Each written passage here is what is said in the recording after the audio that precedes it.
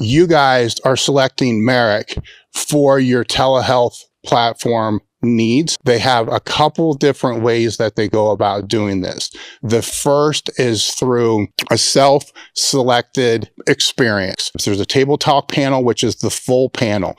That would be the panel that I personally get twice a year. That's checking everything. You name it, it's all there. The other panel is a checkup panel with a guided optimization. You're connected with a patient care coordinator, and the patient care coordinator will meet with you to determine what your needs are, thing to be able to help optimize your health or mitigate without judgment. So the discount code again is Table Talk Marek Health for all your hormone optimization and performance needs. All right, guys, I want to thank today's sponsor, Element. I'm having fun with ads now instead of just trying to like read through all the talking points and so forth. But there's a talking point here I have to read through. Element is a tasty electrolyte drink with everything that you need and nothing you don't. That means lots of salt and no sugar. For some reason, that just makes me laugh. I've had and have been in the habit of drinking a half a pack before every leg training session, and all my cramping issues that I had went away because I've always had cramping issues on heavy leg days and leg days especially. Head into our description box and click the link that's there for Element. Or if you're listening to the audio of this, it's drinklmnt.com/tabletalk.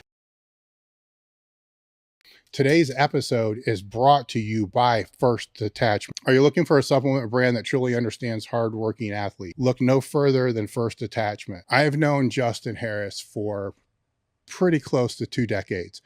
And if there's anybody that I trust with nutritional and supplement needs, it's Justin Harris. While I love all of their products, I'd suggest that you check out the Field Rations and WTH first.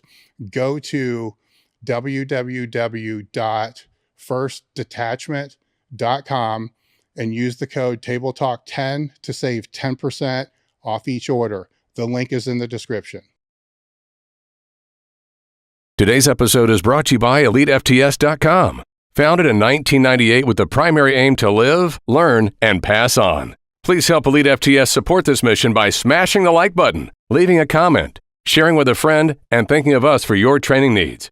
If you can put it in a gym bag or load weights on it, Elite FTS has it. What's going on? I'm Dave Tate. We are broadcasting from the middle of the Elite FTS weight room, where the underground still thrives and you're part of the crew. It's time to sit down, keep it real, and cut the bullshit. Welcome to Table Talk.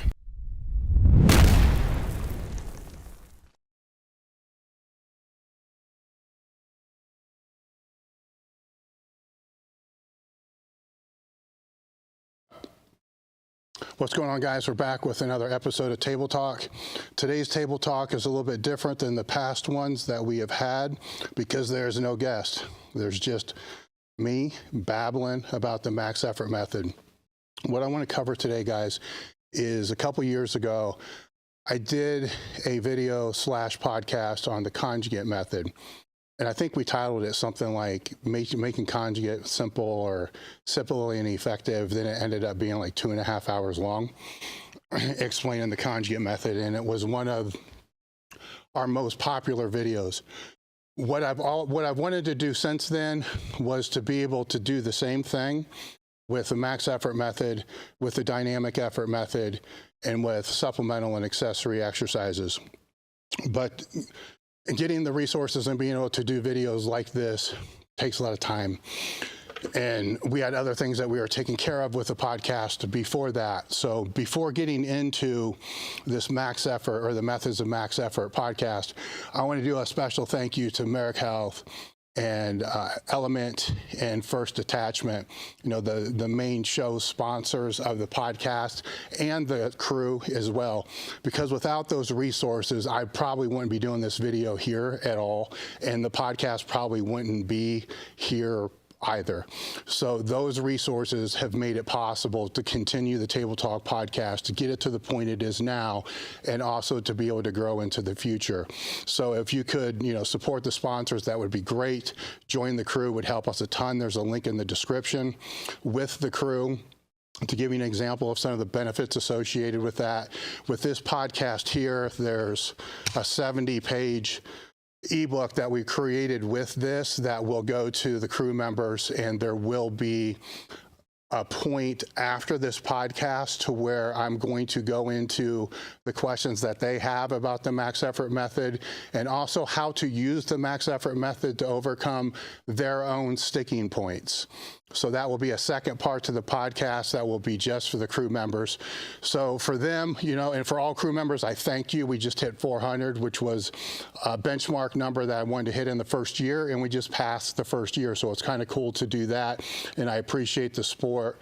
Staff appreciates the support, and all the listeners appreciate the support. The other thing I'd like you guys to do is like, comment, and subscribe. It makes a difference, and it helps the show grow. So with all that being said, the max effort method, where this became interesting to do a deep dive into is, it's easy for me to get up and do a 1-hour lecture on the max effort method, or to answer Q&As about the max effort method and anything associated with that. But you've all heard that a million times before. And I've spent the last week listening to and reading as much as I could about the max effort method, not so much to hear what other people are saying about it or how they explain it or how I explained it, but to see what questions people were asking in the comment section or in the article section, and see where the confusion lies, where people are looking for information but not necessarily being able to find it, or where the information is out there but they don't know where to look for it.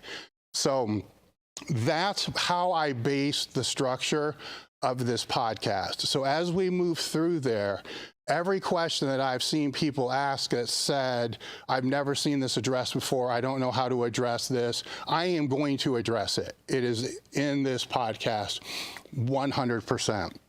So before we start moving into the max effort method, I want to talk a little bit about what it is. So for that, I pulled one of my first articles on the max effort method, and this is also going to kind of help explain where a lot of the confusion and so forth comes as well. Because in one of my first articles talking about this, I actually put citations of each one of these things. So why should the lifter use a max effort method? To enhance capacity to recruit fast-twitch muscle fibers, which 90% of the people listening or reading that have no idea what that means. And then that was from Tundor Bupa, Periodization of Strength, 1993. The second thing I put in there was to enhance the ability to successfully synchronize all muscles involved in movement, Bupa, 1993.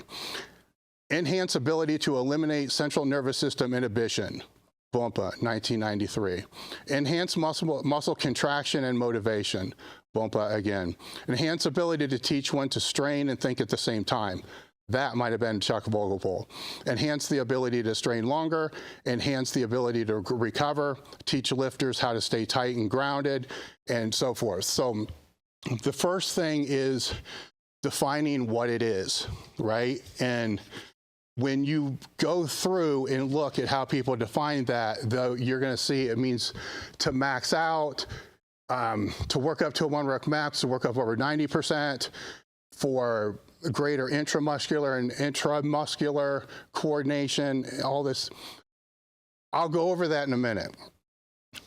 What I want to talk about is what has it become? Right, so this is going to help pull some of the strings together here a little bit. So what has the max effort method become? All right, so it's used in different contexts, right? When it was first being talked about widely, it would be associated with the conjugate program, a max effort day and a dynamic day. All the while, it's still a method that was being used through linear periodization, block periodization, and any other type of periodization, typically falling within a peak phase. That aside, when I was looking through all the content on what the max effort method is here, I found 6 different things that it is today. It's a catchphrase, right? So there's that. Hey, this is just my ME work. So whatever the fuck that means, like, or it's the name of a training day for some people. My max effort day, my dynamic day. For other people, it's the name of the movement that they're doing on a specific day. This is my max effort. So on my max effort day, I have a max effort exercise. There's also a bunch of other shit that you do on that day, but some people call it the max effort day, and there falls within it a max effort exercise. So for some people, it is that exercise, the max effort exercise. For other people, it's just a reason to ego lift. They just want to they just want to lift big weights all the time and make it sound like it has some kind of reason and logic into their training. So it's ego lifting. It's also used in place of just saying lifting heavy. So if somebody has in their training program a heavy day and a light day, well, some people would just say, well, that's my max effort day. Then I have my submaximal day, or I have my light day. So there's this, the reason I'm bringing up this is if I'm going to move forward with this discussion, we're going to have an understanding on what the hell I'm talking about and how I reference that. So in other words, you will hear sometimes people will say, I will do high rep dumbbell presses for max effort work. And a lot of people are going to think, the fuck are you talking about? That's not max effort work. Max effort work is lifting heavier weights 90% and above, It's not dumbbell presses. Well, to the person that calls that day, Monday, max effort lower, or Wednesday, max effort upper, then what they're doing is they're doing that repetition method exercise on that day, right? So thus comes the questions. Is it okay to do high rep dumbbells as your max effort work? What the hell does that mean? So if it comes to somebody like myself, I don't know what that means because we haven't established what the fuck that means. Does it mean, is it okay to do it on that day and replace the max effort exercise? Sure. Does it mean that is your max effort exercise and that's all you're going to do is high rep dumbbell presses all the time? And the same thing comes in full circle in the other way as well, is their max effort day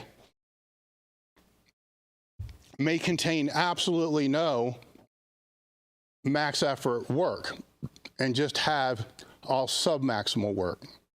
So I can go round and round. I told myself I'm going to try to be concise with a lot of these things. I think you guys get what I'm talking about here. What I'm going to say is I'm going to reference this in a couple different ways. When I'm speaking about the max effort exercise, I am going to say the max effort exercise. If I'm speaking about a day that's dedicated to the max effort movement, I will say that. The reason why this is important is because all training programs that have strength involved with them have max effort work. Some don't have max effort days 52 weeks out of the year. Some have them just in blocks that are associated with the development of maximal strength. So for them, that frequency for that block or that microcycle or that week will be higher than what the frequency will be if somebody is using more of what would be considered a conjugate approach. So I want to be specific on what I'm saying moving forward so there's a better understanding of what it actually is, instead of just making these general assumptions, which is where most of the questions that I see being asked in comment sections are coming from. They're making an assumption based upon how somebody else spoke about it and then how they spoke about it may not be how the other coach is speaking about it. So one coach may be speaking about it as, this is the max effort day. Everything on that day is associated with max effort work, where the other coach may be speaking about, this is the max effort exercise, and the rest of the day may not necessarily be the same as that. So that distinction, while it doesn't seem like it needs to be made, most definitely has to be made. The other thing that has to be made to be able to put out there is, a lot of people are simply using it as ego lifting, right? The higher the training age becomes, the less that is the case. I don't like to speak in absolutes. The less that's most likely the case. Younger lifters who are beginners and they're on the upswing, they want to max out all the time. And there could be good, there could be bad about that. We'll talk about it as we move on. So they default to, this is my max effort exercise, or this is my max effort work, just because they want to max out on the bench every week for 9 fucking weeks, or however they want to do it. So we all know it. Most people know it. It's just ego lifting. It's not going to go to actually help serve them in the way that they think is going to serve them, but they're justified in their own head as being max effort work that's got a higher level of specificity for what they're actually trying to train for. That needs to be put out there as well. On the other end of that spectrum, you get on the other side of the coin to where there's no specificity at all with the max effort work, and there's 52 different max effort exercises in every single year that nothing's ever repeated. So there's far ends of each spectrum with all the parameters that are associated with max effort work. So I want to put that out there as well, because I'm going to speak about that as we keep moving forward. In general, I'm going to reference it in a conjugate standpoint because that's where my bias is, but I'm also going to mention how it can be used in more of a block standpoint and cycled over a period of time, and I'm going to talk about it as a specific exercise. So with that, when we talk about parameters of a max effort exercise, generally you're speaking about something that, before I get into this, I got to back up. The other thing that needs to be understood is, what is a 1 RM and what is a maximum effort? That's all over the map, right? There's recommendations between 1 reps, 3 reps, 5 reps, and all in percentages that range from 85% to 101%, and even more that are kind of all over the place if you're getting into RIR and RPE and all this other stuff. So I want to define what a true 1 RM is, right? So a 1 rep max. Exactly how I see a 1 RM.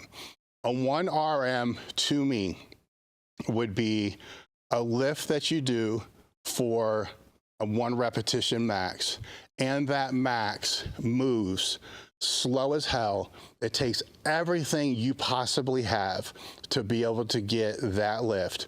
It never falls out of the groove. It never falls out of position. Everything stays tight and maximal the entire time, and you feel like you want to die by the time that you finish it. So there's no way you could have done, if somebody put a feather on it, you would miss it. If you fell even a little bit out of position, you would have missed it. As that being the definition of what a true RM is, the likelihood that anybody's going to ever do something like that on a consistent basis is about 1%, if that. Normally shit happens.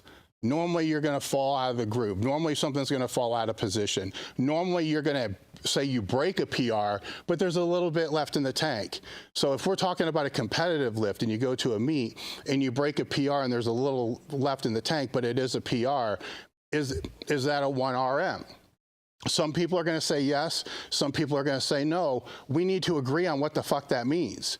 Because if you go there and you lift that weight and you left 30 pounds on the platform, or if you're maxing out in the gym and you left 20 pounds and everybody agrees you left 20 pounds, that's probably not your 1 RM. At the same time, that doesn't mean you just fictitiously add the 20 pounds and say what that is. And it doesn't necessarily mean that you do another one either. All I'm saying is that is not a true 1 RM. So when you see people that will say things like, when you do max effort work and it is for a heavy single, that doesn't mean you miss, and that doesn't mean that if you smoke it, you have to take another one. Some people will tell you that, lifts that are in the range of, say, 92, 93, 94, 95% are going to create the same stimulus as what that 1 RM would. I don't know if I necessarily will agree with that 100%, because the 1 RM is extremely hard to accomplish for one thing. It's hard to replicate for another thing. And secondly, it's that there is no secondly. Those two things kind of make it what it is. But I do agree on the fact that for the stimulus that you're trying to achieve for doing the max effort work, that 1 RM isn't necessary, right? So let's answer that question right out of the bat. If it's a PR and you left a little in the tank, that's cool. That's good. Then if there's a ton more left, then you'll do a little bit more. We'll talk about this a little bit later as I keep going through there. But that's fine, right? So that's where the recommendation comes from when people will say 90%, 92%, 93%, or whatever it is fine. That's going to create enough stimulus. And I agree with that 1,000%, because sometimes you can go from that 93% to a 94, 95%, and the person will miss because they're technically going to break down. So it's the stimulus that we're looking to try to achieve with this. So when you get caught up in trying to chase that miraculous 1 RM, then it's not going to happen. First off, it's very, very unlikely. Secondly, you're gonna miss a lot. That's going to be another thing there that negatively can mentally have issues with that. And on the end of that, it's going to beat the shit out of yourself. On the lower end of that, if the other side of that is if all you're doing is chasing PRs, which is good, then you're losing the concept of what the exercise is actually being done for.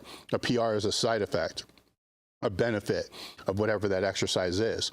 But you can do a max effort exercise that could be far off what the PR of that exercise is, and you still accomplish everything that needs to be accomplished for whatever that movement is. So when we're talking about a 1 RM, that's how I'll see that 1 RM. So when I say you're working up to a heavy single, that does not mean that that single has to move like a snail to be able to count. You can actually do that single effectively, have a little bit left in the tank, and that's good. That's fine. You move on. You go on to the next exercise. Now, if it's a complete smoke show, then maybe you do another one. So there's a gauge there. And a lot of people get confused because some will say you can work up and say they want them to do a heavy single. You can work up to the heavy single, but stop when if in your mind you should think that you should have done 2, and that's good enough. That's where you should quit. You don't need to go any higher than that. I get that. That makes sense. But a lot of people will interpret that as, well, I need to do 2.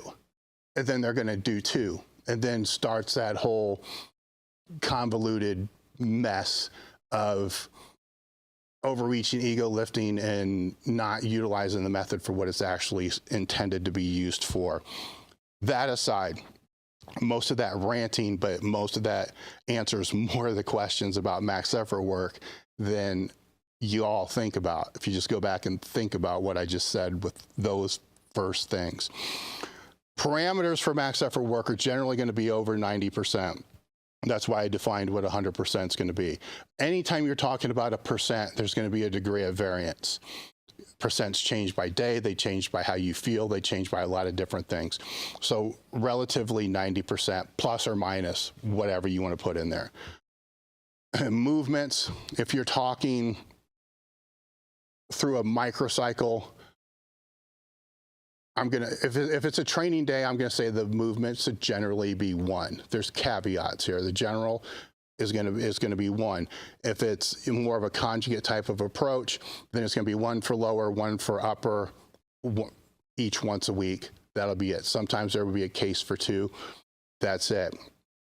The caveat there would be that's if we're speaking basic conjugate type training. Now, if you're speaking something that's a different block type of training program, and then there may be a higher frequency of what that's going to be. So there could be 2, potentially 3 over a period of 1 week throughout a block that's considered more of a peaking block. So the one area that creates a lot of confusion is thinking that the max effort method is only associated with conjugate, which it's false. It's associated with all strength periodization. It's just how it's programmed and designed. Warm-up sets would be, anything leading up to that. I'll talk about those a little bit more later. Typical warm-up repetitions for that max effort movement are going to be a little bit lower. I'd rather have somebody do multiple sets of 3s and 5s, and then sets of 8s and 10s, and make big jumps. Smaller jumps, smaller number of repetitions as they work up. When I get into the methods of max effort and how to cycle some of the max effort, I'll get into a little bit more detail about that, but that's a range there too. Number of total max effort sets. People will fall back on Prelipin's table and say it shouldn't be more than 4 total reps over 90%. I fall on the side there of it depends, of course, and it depends upon who the lifter is, what their training age is, and what their training experience is. So a younger lifter whose technique isn't the greatest in the whole world, but it's good enough to be able to do max effort work, we'll get to that later as well, they'll be better to do more sets over that 90%, because I don't truly think that 90% represents what their maximal strength is. Somebody that's more advanced, that's been around, that has a higher training age, that their neuromuscular and intermuscular coordination and all their muscular coordination is better, is going to fall on the lower end of that. So I will say between 1 to 4, but there's always the depends that's going to fall into that range there. The reps 1 to 3, sometimes I can see the point for 5. That depends upon the frequency of how the movement is being rotated. So if a movement is being rotated less frequently, you're changing the max effort exercise every week, then the reps are going to be lower. They're going to be the 1 to 3. If they're going to change on 3-week waves, then I could see a 5 for week 1, a 3 for week 2, a single for week 3, or vice versa. A 1 for week 1, a 3 for week 2, a 5 for week 3. I'll explain the differences with that as we move on. There's a lot of shit to talk about. I'm just trying to give the best overview before moving forward here, because what this all depends on when it comes to the, it depends. It depends on what you're using the method for. So when I get into program considerations, I'll dig a little bit deeper into that. But the basic parameters are what we're talking about here. So 90% and above, yes. There's not going to be a whole lot of sets over the 90%. There's not going to be a lot of reps that are over the 90%. The rest periods are going to be a little bit longer. You're going to rest as long as you need to be able to do the next set. The frequency is going to be low. It's not going to be a lot of frequency during the week. There's not going to be multiple frequency in a training day, with exceptions. And the movement rotation is going to be somewhere between a 1 to 3. It can be longer, and some of the things that I'll show you later are longer. It can be longer, and it will fall into there. The biggest example of how it could be longer is get out of the conjugate mode, and you can deal with mesocycles that people could run 2 4 to 6 week mesocycles with a deload in between that, a small deload in between that, and pull out 9 weeks of the same movement in that rep range of 1 to 3 in the 90% range. So it's the method is not tied to one fucking type of paradigm or one type of training program that it falls in. So if people understand that, then I think their understanding of the method becomes way more clear than trying to understand how a method falls within one methodology and only that one methodology. What they need to understand is what the method is, what are the parameters associated with the method, which I just went over, then what are the benefits and what are the negatives. So when we get into the benefits, you got the intra and intramuscular coordination. So let's just say with that, your body becomes better at being able to stabilize heavier weights internally and externally. So with that, I'm not just talking your basics to coordination of being able to be stable, not twist, fall side to side and stuff like that. I'm talking about, how your body is working as a whole to be able to move that force and to be able to move that weight. So that coordinated synchronization to be able to move that weight over that space that movement is in is developed using maximal strength methods. It's also developed using other methods, but for heavier weights, it's going to be developed using heavier weights. You've heard people say that. If you want to lift big weights, you need to lift big weights. If you want to lift heavy, you need to be able to lift heavy weights. The negative that's associated with, well, I'll get into that. But anyhow, there's negatives that are associated with that, but there's no doubt in anybody's mind that you have to be able to use those weights to be able to develop that type of coordination. There's also going to be a little bit of a reduction in CNS stimulation. I don't like using CNS as a description, because the more I keep having and speaking to people and talking more and more about CNS, I realize 2 things. Everybody thinks they're a fucking expert in it, and they'll also at the same time say we only know about 5% of what the CNS actually does. So what the fuck does that mean? So I like to just not talk about it and just like to talk about the fact that you're coordinating yourself to be able to synchronize, to be able to move the weights better. The maximal time under tension threshold will be increased.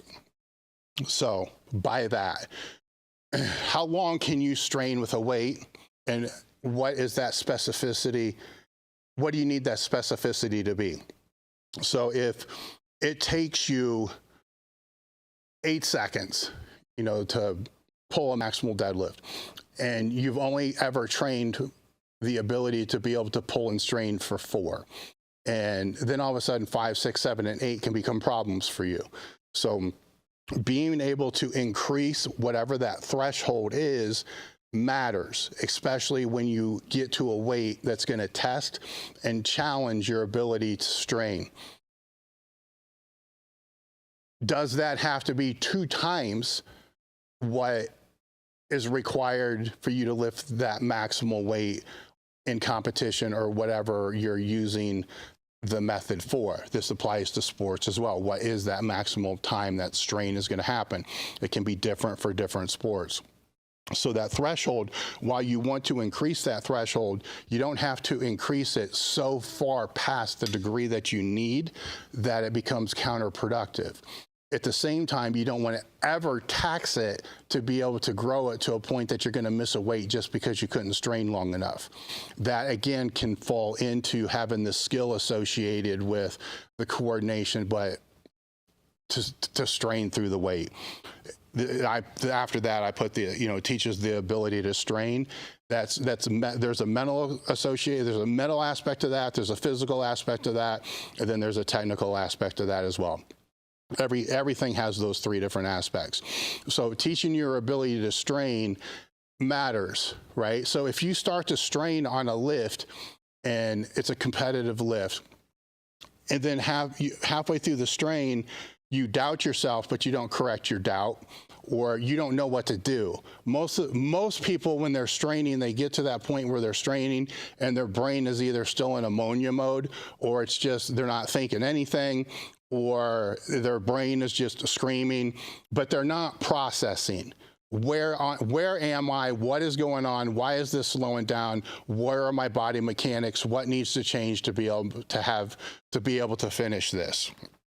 That's a skill. That's a learned skill. And that's a skill that can make a big ass difference moving forward, because you have to be able to process, to work through a lot of those things. The ability to think under load, I already said that. Awareness of space, or where your body is in time. Those are three different things that say the same thing. Increased proper perception, I talked about that. Focus with maximal loads. There's another one. So there's the mental component with this. It also comes with a focus component to this. People are different. Some people, to lift maximum weights, need to be psyched up, screaming, and a complete fucking maniac. Other people are the complete opposite. It's always interesting to me watching people that are the complete maniacs, thinking that the reason why the people who are not the complete maniacs are missing their weights because they're not being a complete maniac. Amazes the shit out of me. Where mentally, from a mental strength component, I've seen the people that are the loudest, most vocal, craziest be mentally far more weak than the person that is internally focused to be able to drive with that. Again, these are learned skills. So you need, over a period of time, that lifter has to figure out where do they fall on their arousal curve to where it becomes counterproductive. Where do they fall to where it is, where it needs to be, and where do they fall to where it needs to be for a max effort weight versus a submaximal weight versus a competitive weight. These are all different stages. They're all different arousal levels that a lifter needs to become aware of where they are, because again, that's a trained skill that makes a big difference moving forward. I'll give you an example. If somebody's always using maximal arousal for all their submaximal weights and all their other type of training, their ability to be able to recover from training session to training session is going to be lower than the person that's not, because their adrenals are burning through the roof, and they're creating the stimulus that they need to recover from that isn't necessarily a stimulus that has to be implemented and recovered from that time and that period. So there's a balance with that. There's a balance with all these things. The max effort exercise benefits as well, as it also does kind of help diagnose sticking points. I'm going to talk about that on the back half of this for the CREWCAST section of the podcast, is how to use the max effort exercise to overcome sticking points. That would make this a very long podcast for one thing, and it's going to be specific to their sticking points too, which is great for them, but it may not apply to you because your sticking points are always going to be different. I'm just going to put it out there that it is a tool to help diagnose where your sticking points are and how to overcome them. It's not necessarily going to be the tool that should be used to overcome the sticking point, but it's definitely a tool that can be used to help diagnose where it is. Negatives associated with the max effort method is recovery can be challenging. So anytime you lift 90% weights, anytime you lift heavy weights that are singles or triples, recovery is going to be a problem. That's recovery not just from training cycle to or from training day to training day to training day, but recovery from what's happening on the rest of the program downstream from that first exercise that you're doing. So it impacts recovery in all directions. Injury is obviously a negative. You know, if you're throwing exercises in that you're not proficient at, if there's technical breakdown that goes too far, anytime you're lifting bigger weights, the chance of injury is going to increase. The only caveat that I will put out there, if somebody is extremely advanced and it's what they've been doing for decades, then the injury rate, in my opinion, from what I've seen, will be less than them doing submaximal heavy 5s and 8s.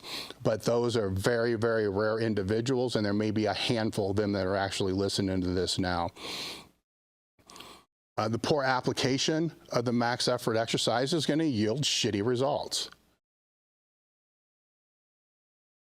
That would be true with any method, but especially with the max effort method, because the recovery demands, the balance is way higher, that the ability for people to fuck it up and make it harder to recover and have lack of progress is very high.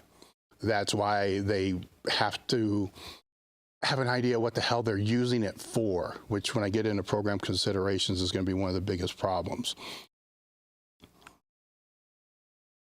For many people, the negative is associated with the confusion of not knowing how to implement it. And so it's kind of implemented with reckless abandonment and just thrown out there, which can fall into poor movement selection. You know, there's specificity, then there's not specificity, then there's degrees of specificity. So there's different times and places for all this. But sometimes things are just being thrown out for reasons that can't be justified in any way at all. So that poor exercise selection is not going to have a lot of benefit.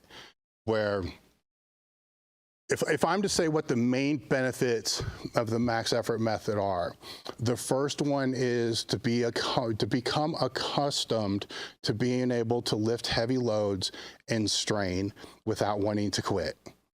Right? That's one of the biggest benefits. One of the second benefits with that is to be able to just get used to what the heavy loads feel like. So that's the next one there. The third one is teaching yourself to be able to get in positions that are a little out of where your main competitive movement could put you, and to feel comfortable with how you can recover from that. And then lastly, the ability to think while you strain. Those things there are the biggest positives. So if a movement isn't going to enhance any of those in any way, then what the fuck is it there for? Then it goes back to what I was talking about earlier. It's just ego lifting. Fine. I mean, that's great. You know, that has its place in time if all you want to do is have fun. But if you want to progress and to build and grow from what you're doing, then even the ego lifting has to have some type of coordination to it or structure to it to be able to have a positive outcome outside that one day. The other negative would be it is one of the most misunderstood aspects of strength.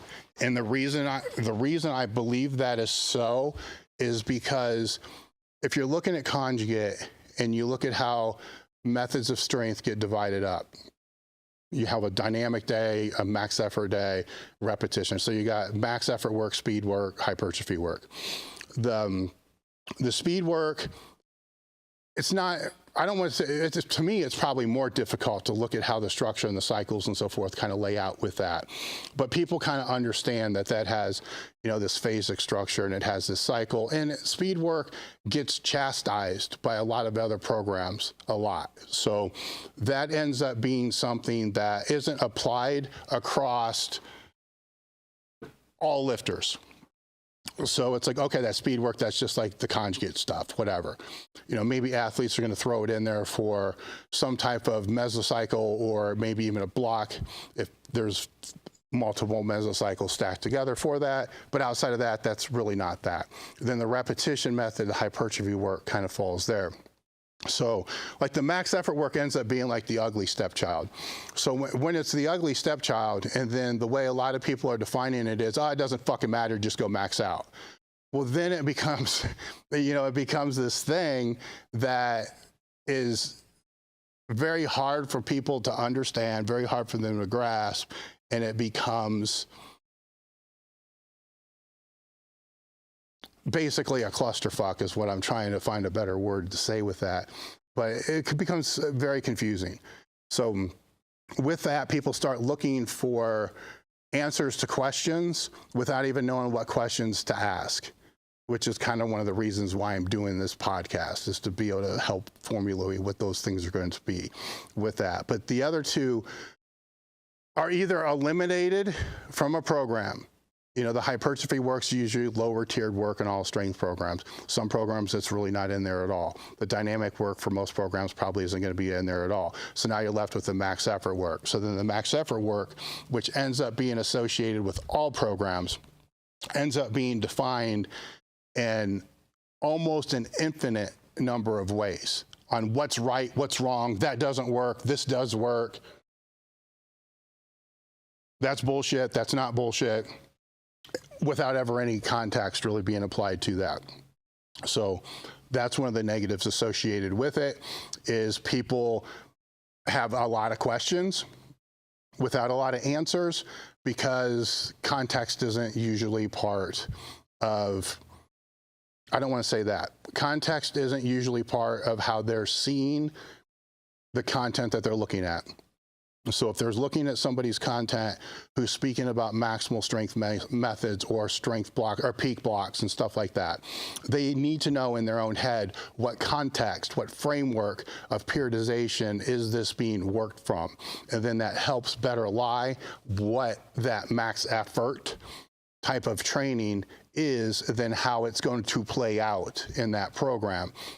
It's going to play out over a longer term. It's going to play out over longer, more frequency of the same movement over longer mesocycles or over longer phases. So these things that a lot of people take for granted when they're creating content, myself included, do ill to the people that are trying to figure out what the hell this means, because we assume they know the context to which it's being applied and where it's coming from. And that's not the case. Program considerations, if you're talking about, let's take a break real quick, then I can come back with the program considerations.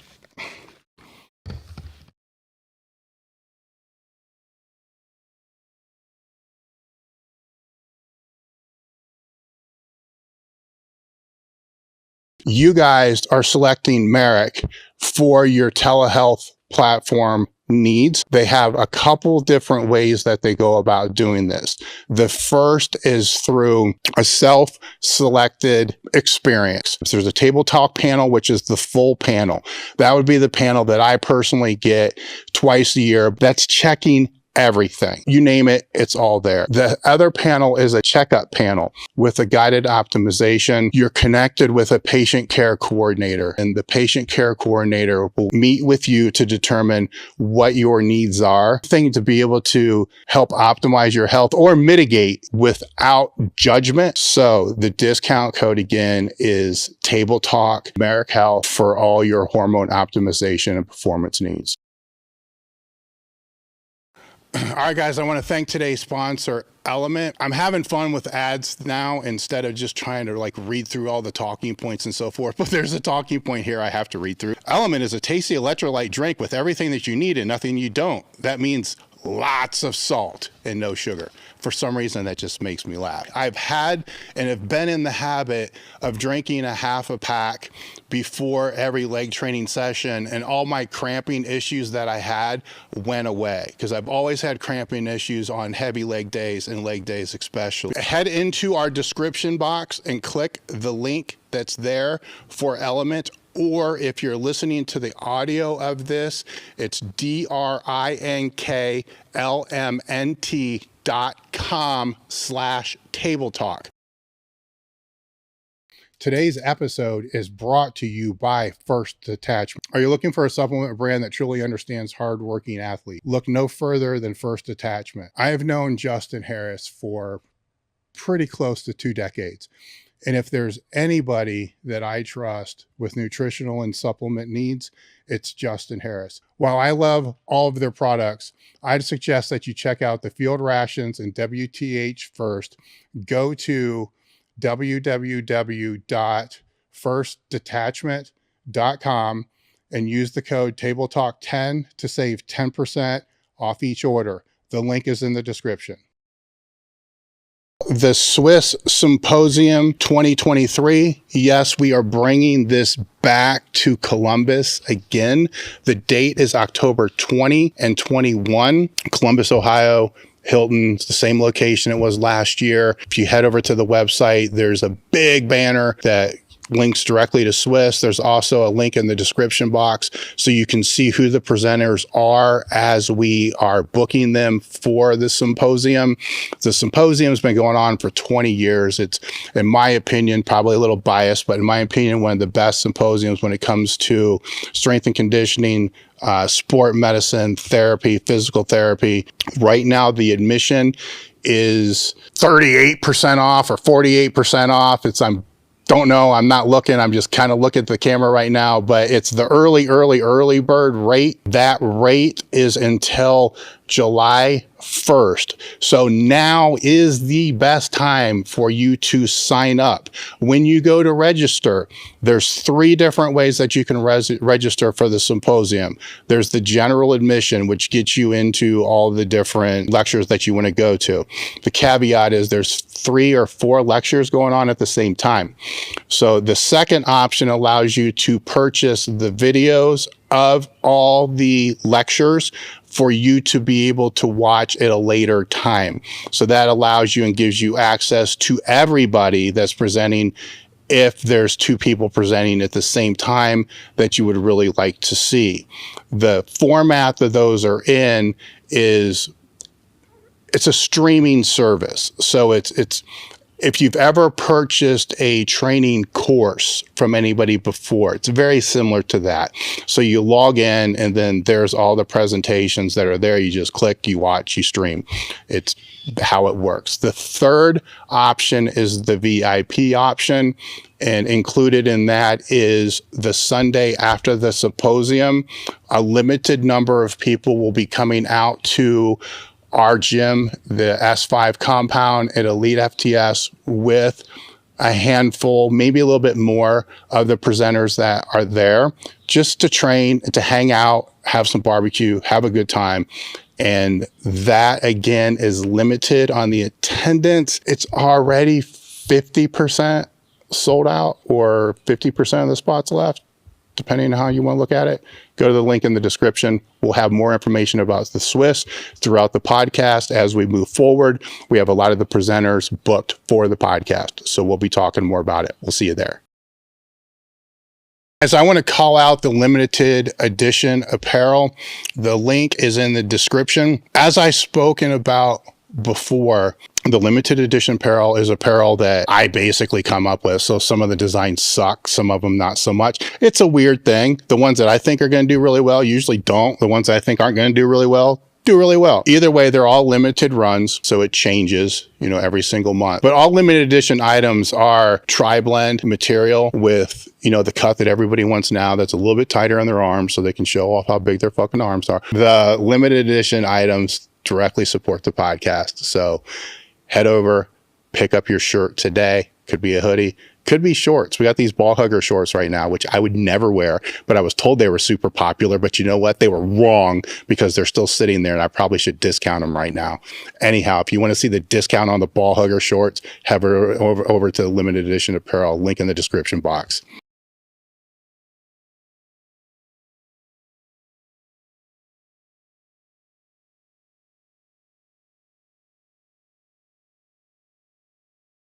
All right, guys, we're back. I wanted to take a break because it was a nice place to make a cut, because it's getting into the next section, which is the program considerations. And it's actually the next section of the ebook as well, so it's going to make it easier when we put things in there. It also gave me time to quickly glance at the live chat and see what is being said there. And the one thing about the reps is going to be addressed here, you know, and because this is where it always goes. Like, well, 3 is max effort, 5 is max effort, 1's max effort. If it's 90%, 3's definitely max effort. There's always people that have their statements, their opinions, and facts or whatever they want to be able to call out there. So when you're looking at the program considerations, why is it being used? So there's the first thing that has to be considered. So if it's a max effort exercise that's being implemented into the training program, why? That has to be answered, because that why determines, is 5 okay? Is 3 okay? Is 1 okay? Is none okay? Is it even necessary? Why is it there? You know, well, it's there just because, you know, the training program says it has to be there. For what? What purpose does it serve being there? Because when you have to auto-regulate whatever training that you're doing, especially when you're talking about a max effort type exercise, that's critical.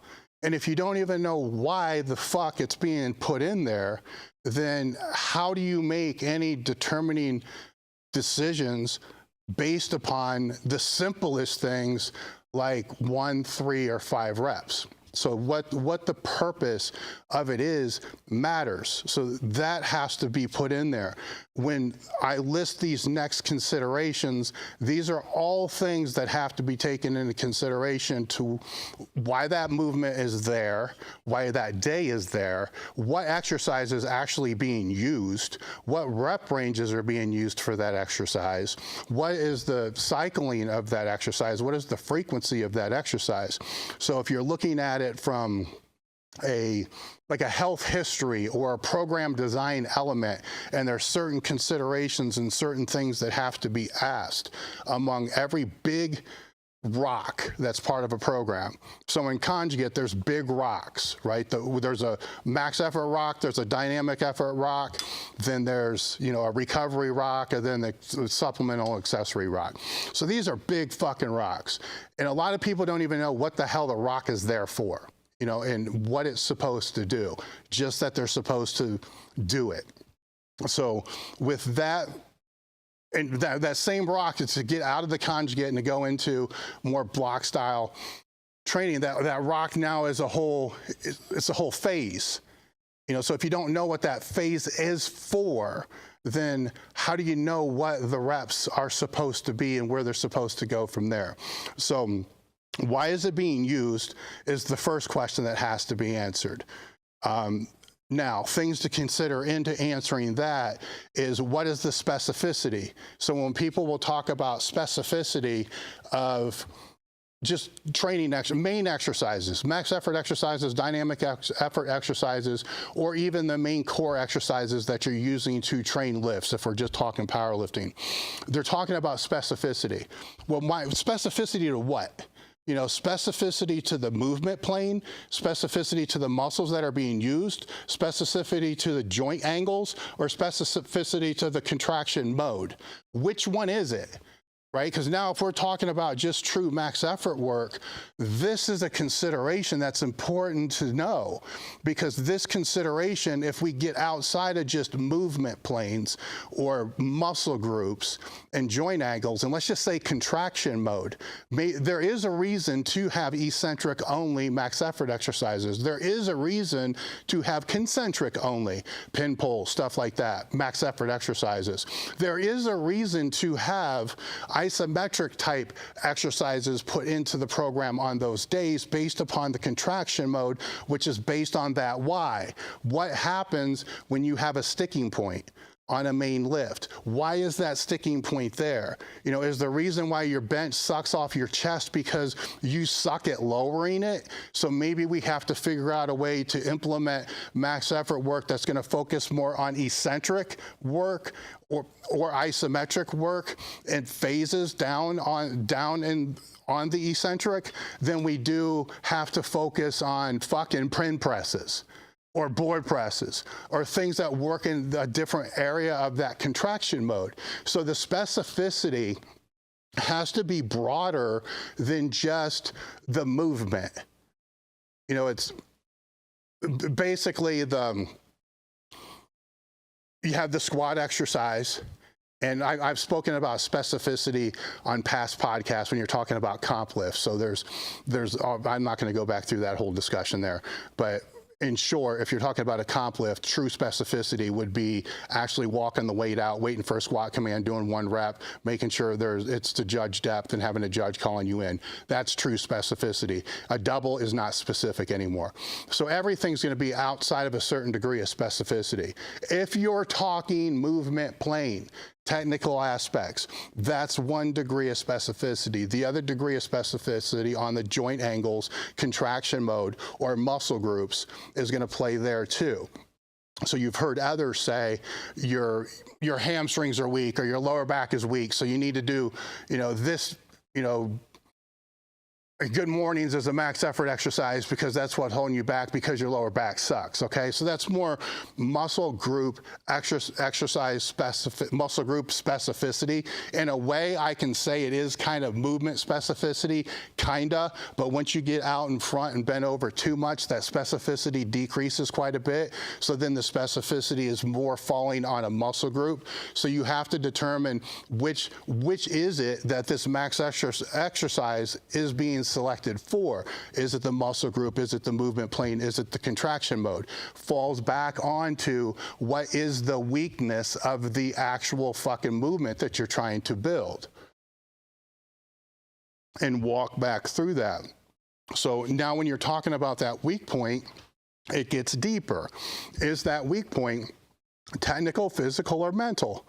That's also going to play into what exercise you're going to use if it's max effort. If the weak point of the main lift is mental, the weight always feels heavy and they don't know what to do and they lose confidence all the time, then I could argue that the max effort exercise can fall way outside the realm of specificity. If you're talking about a squat or a deadlift, if it simply is just heavy as fuck and it helps them build their confidence, because that's going to be what the biggest weak point is.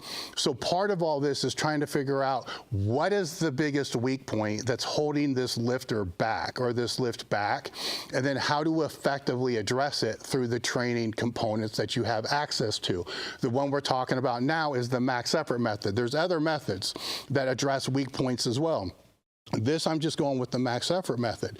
Now, if it is a muscle group that's just weak, then yes, that max effort exercise being selected based upon a certain muscle group, or muscle groups would be better defined, is going to make more sense.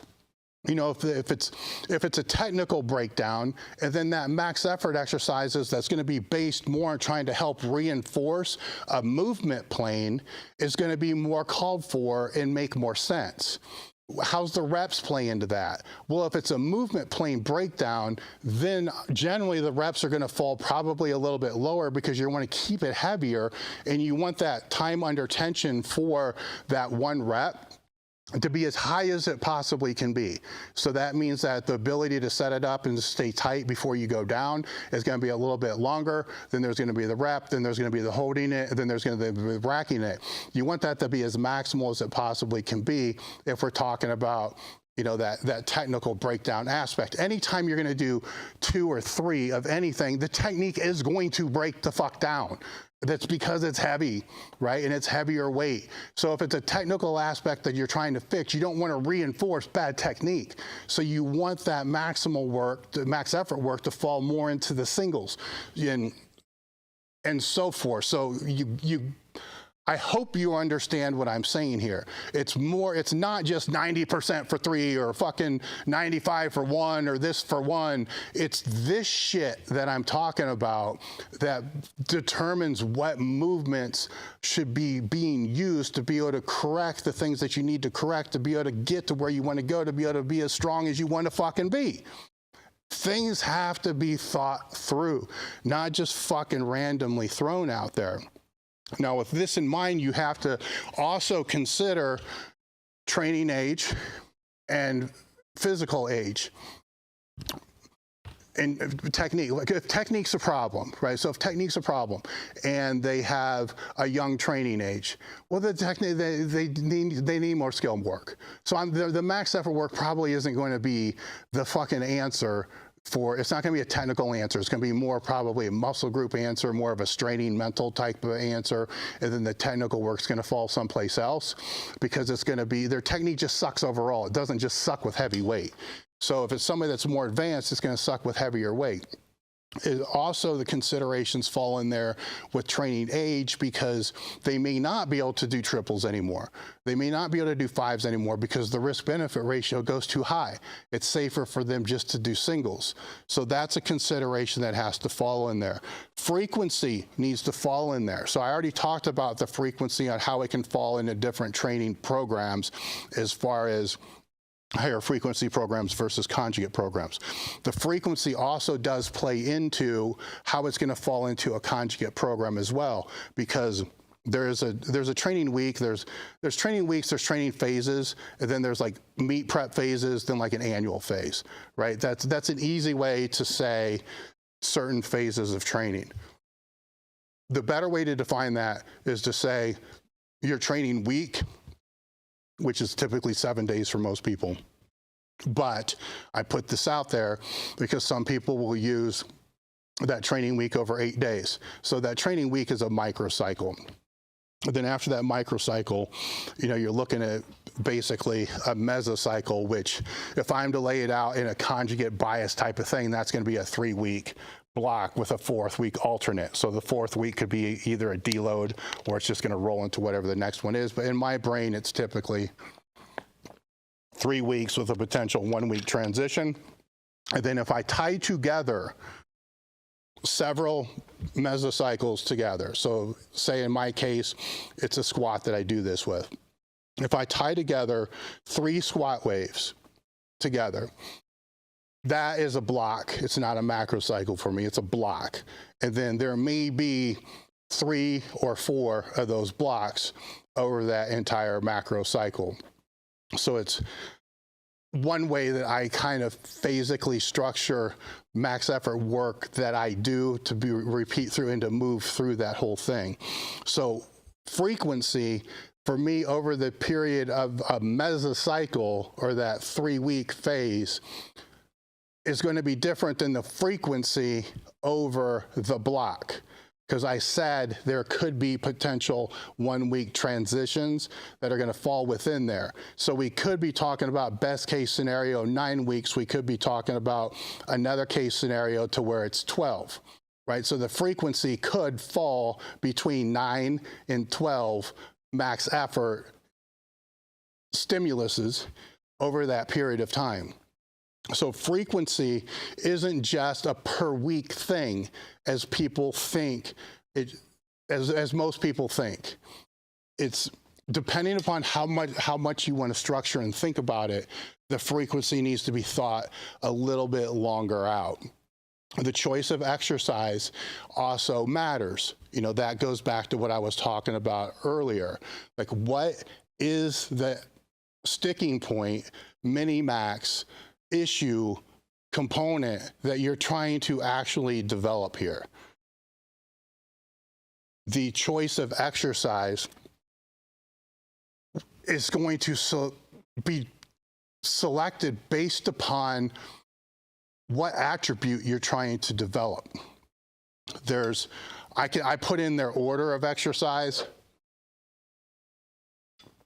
and that's only because sometimes there are cases where people will do 2 max effort exercises in one day. You know, if it's more of a beginner or an intermediate, or if it's time compressed, they're putting 2 workouts into one, then that order of the exercise is going to matter as well. There's both ways they have to be considered. I can make an argument for both ways. I can make an argument of doing the hardest one first because it's the hardest one. I can also make the argument of do the one that's not as hard first because it's going to serve as a better primer and a better warm up for the hardest one. What makes the decision on if it's A or B? That's the lifter. Who is this lifter? Do they need that primer to be able to get ready, or do they not need that lifter to get ready? What is their strength endurance? Are they going to be able to even pull this off in the first place? If I don't know if they're even going to be able to pull it off in the first place, you bet your ass the less taxing one's going to be second. So these considerations are called considerations for a reason, because they need to be considered. Volume and workload of that max exercise, that matters as well, especially if you're going to talk about how you're physically structuring them and how they're going to lay out. So 1 max effort day of 1 movement the same movement be done this 2 twins can do the same movement. It can be done completely different. One can use very little warm-ups and get to the top weight really fast. The other one can do a lot of sets, a lot of jumps, and get up there a little bit slower. One's going to have a higher work capacity than what with the other. Not the person. The work capacity of the one scenario is going to be higher than the work capacity of the second scenario. Why choose A or B? It falls back on who is the lifter, what is their current work capacity, is their work capacity something that has to be increased, is the work capacity in a period of time that's looking to increase it, then what has been the consistency of how the warm-up has been going and the work capacity up to this point. Ego lifting max effort stuff, what they do is they start just making bigger jumps. So they have more at the end for the biggest weight. So that's great, they're going to lift a bigger weight, but then their work capacity begins to decrease over a period of time. And then the main thing that they're trying to get stronger ends up getting weaker because their base got weaker because their work capacity fell, but they don't understand why in the fuck it fell, because all their max effort exercises got stronger. So these are considerations. They're things that have to be thought about. Rest periods as well. The rest periods is usually the easiest out of all these because it's very rare that you're going to do like max effort cluster sets or something like that. So the rest periods are typically going to be as long as what's needed to be able to get the next set or be able to do the next set to be able to move forward. My point with these program considerations, and I'm going to list them again, and I'm going to list them slow, is they have to be thought about. So why is the movement being used? Specificity to what? Movement planes, muscles, joint angles, contraction mode. Weak point. The weak point of what? Is it a physical weak point, a mental weak point, a technical weak point? Experience, age, and training age. Injury history. So what is their injury history? And if they don't have an injury history, what are the most common injuries associated with the sport that's being trained and developed? Frequency, microcycle, mesocycle, block, macrocycle. I could put out there, quadrennial, but forget it. Movements per day. The movements per day over micro, meso, etc. So the choice of exercise based upon above, order of exercise based upon above, volume and workload, and the rest. These program considerations, these are the questions you should be asking us, not how many reps, 1 to 3. You should be asking questions with context specific to what these are, because this is where your answers lie. You know, this is where the second part of this podcast for the crew, I'm going to go into with their specific sticking points. These are the things that matter. You know, so when people make content online, we're trying to make content with a very small window of context. And then when I try to put something out that's educational like this, you know, it's long-winded because that's what I am, but there's a lot of considerations that fall into there, and I'm probably forgetting some, to be completely honest. There's probably some on here that I'm not even thinking about that, you know, if another coach knows and it's glaring, please post it in the comments so it's there. But these things are where the question should be generated from anybody on any strength journey. Next, I'm going to move into frequently asked questions. Let me put this under the crew stuff.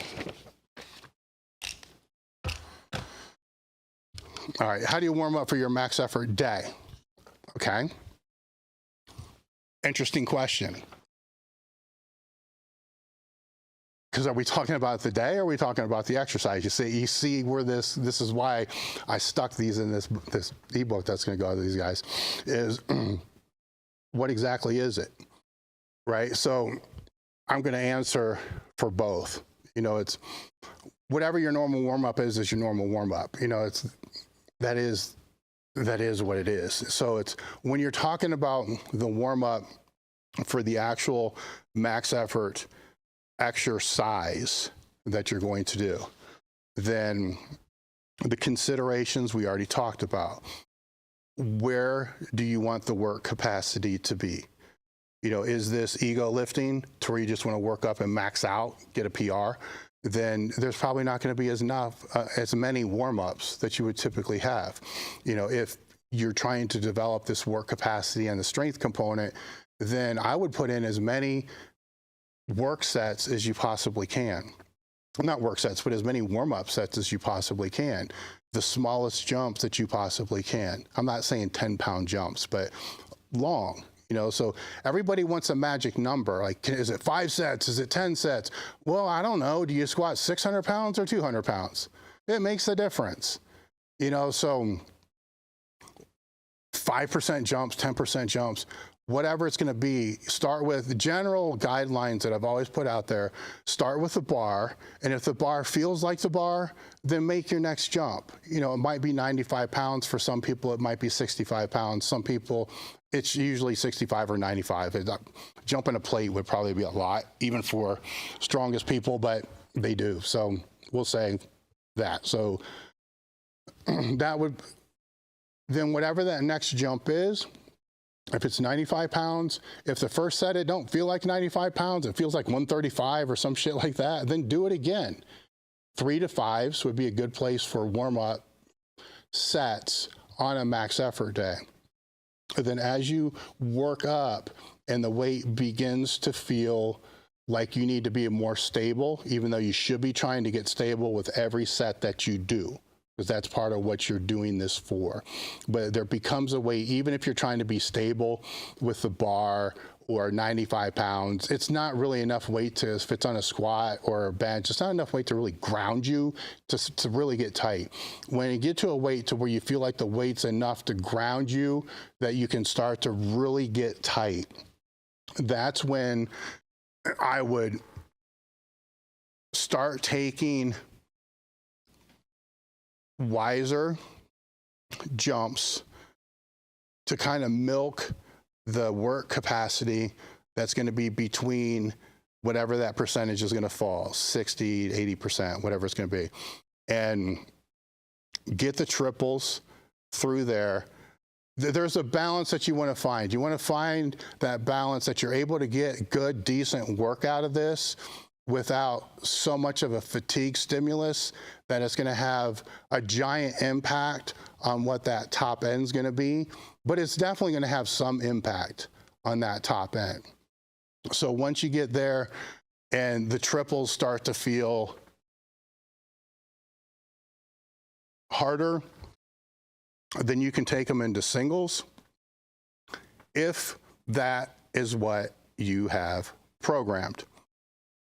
You may have this exercise programmed over a 2-week, 3-week, or a 5-week wave. There are questions later on what should you do? I'm going to fall back onto the considerations. You know, what are the considerations? What are you trying to develop? Why are you doing this? You know, that's going to determine how many weeks, how many exercises even that you're going to use for the max effort work moving forward. There's not a golden rule of have no more than 5 max effort exercises, or you need 20 max effort exercises, or this, or this, or this reps, or this reps. The golden rule is what are you trying to build, and what are the considerations that have to be made to determine how you're going to go about building what you want to build. So let's take it back to what this is all being done for. You know, what is the reason? Why is it being done? Let's take it back to that and use that to answer those questions moving forward, because your likelihood of having a more probable outcome increases compared to just throwing shit against the wall. So the warm-ups, though, is if it's 5s or if it's 3s, if it's 1s, that's not going to make that much difference. You know, you want to be able to build some degree of work capacity in the warm-up, as well as priming and warming yourself up to be able to get there. FAQ, next one. Should you use competition lifts as max effort exercises? Let's fall back to the considerations again. This is why I put that out there. Are you training conjugate? Let's just assume that you're not training conjugate, and that you're just using more of a block or a linear type approach, and then you're using a model that's going to be, you know, peaking through 2 blocks before whenever the competition is. Why? You're not going to, yes, you need to use your competition lifts, because that's how you're going to peak for the competition. Now, let's say it's more of a conjugate type of program, and where out of the 2 days, out of the max effort of the dynamic day, which of the 2 days is the primary focus for the individual going to be based upon building technique and building, you know, that main movement? What is the purpose of that max effort day? Is the purpose of that max effort day technical? Is the purpose technical because they're having breakdowns that are associated with the weight throughout that technique? Then yes, the best answer for that is going to be the competition lift. You know, are there problems with their mini max or their sticking point more muscle group related, or more related to muscle tension contraction mode? Then no, it's probably going to be a variant of that.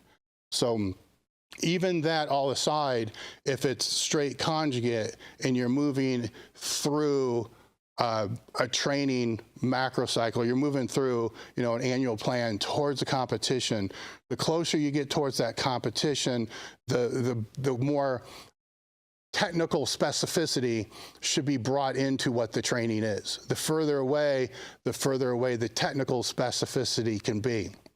So that can bring up the actual programming consideration of, well, I know the last 6 or 8 weeks are, most of that max effort work's going to fall more along building that technical weak point with the maximal weights. So outside of that, I'm going to use most of those max effort training sessions to work on the muscular weak points or the contraction weak points. So there's that as well. So the answer is, can they be used? Yes, but what are the considerations, what are the weak points, and then what best is going to address those weak points? And, again, who is the person, what's the injury history, all those other things there. Some people, it can work the opposite. If it's, I'll use the same case but go another direction. So now let's say, it's a younger lifter that likes to max out all the time, and they're using their max effort day, and all they ever want to do is the comp lifts and just max out all the time. Well, we all know over a period of time that's going to work really well, and then it's going to suck, and then it's going to downgrade, and they're going to burn out, and it's not going to have a good outcome.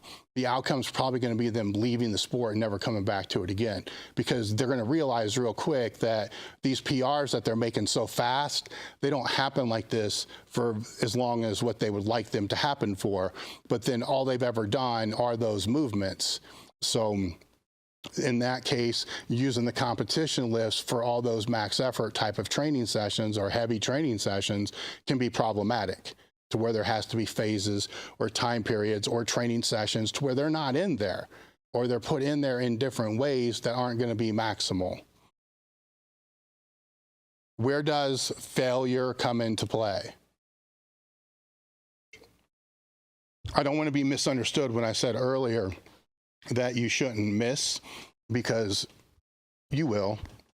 And we've all heard the stories of people that miss 13 times and they come back and get it on their 14th. And it's all, aspirational and cool to hear those stories and all that.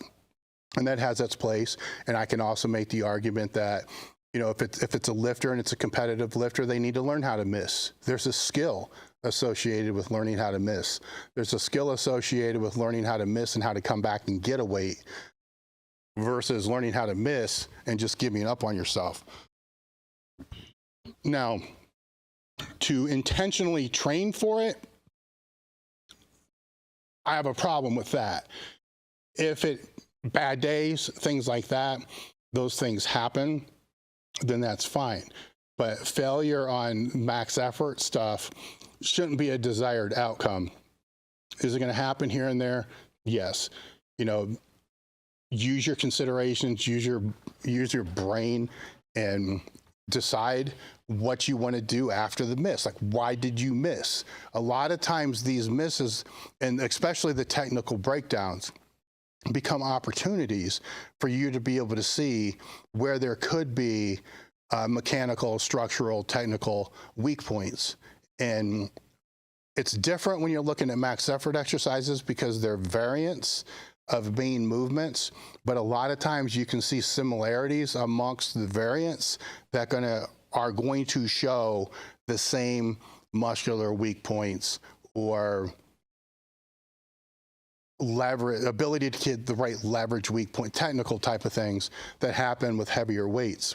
So that's a benefit of the max effort stuff, is to be able to see what that is and to be able to ride that edge a little bit, to be able to see where it is, to actually push to purposely find it or purposely miss is creating a state that's going to be harder to recover from. So one important aspect that I overlooked is the recovery aspect. When it is a max effort exercise or max effort day, let's go with both. If it's a max effort exercise, your ability to recover from a weight that could be a PR for you for that movement, and you hit it pretty good, and maybe you got one more left, but you'd rather, it's cool. You're good with it. It did everything on your checklist of considerations it was supposed to do. It's going to be easier for you to recover from that come that next dynamic day, that max effort day, and what's coming down the pipe, than it is if you do another one and either miss or basically strain your balls off to the point that your head explodes and your testicles end up on the floor and your ball sack ends up under the reverse hyper. And if that is the case, then those considerations moving forward most likely are going to have to be altered.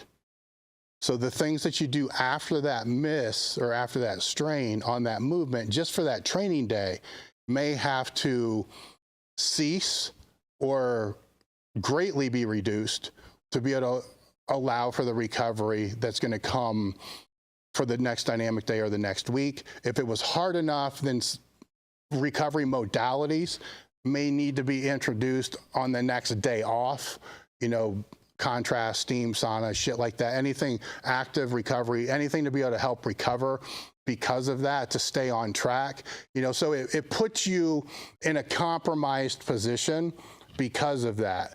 So looking back at your considerations, is that compromised position a positive outcome or a negative outcome? Because if it's a positive outcome, that's cool. That's going to help you move towards where you want to go, where the ultimate goal is. If it's a negative one, and then you have to find ways to be able to circumvent and to recover so you can stay on point with what the rest of the program is, then it could potentially be a negative one. But there is an edge. There's definitely an edge there. So one of the questions earlier was kind of about recovery. You know, having the recovery modalities that can help, that's what the recovery modalities are for. Is for when those slips happen, you know, then that's what they're for. If you don't want to put them in if they're not required, you know, it's the goal of training is to be able to recover from session to session to session. The goal of a recovery modality is if you fuck that up and you have to somehow or another find a way to expedite and recover a little bit faster from session to session. The goal of the recovery modality isn't to go in as a training means to be able to train at this higher level, because it doesn't work like that. Because eventually you're going to get to a point where you're going to have all those recovery modalities and then you're going to slip and then you have nothing to be able to help recover. And now it's basically, I don't want to say a complete overreaching state, but now you got an uphill climb that's going to be a motherfucker that wasn't necessary.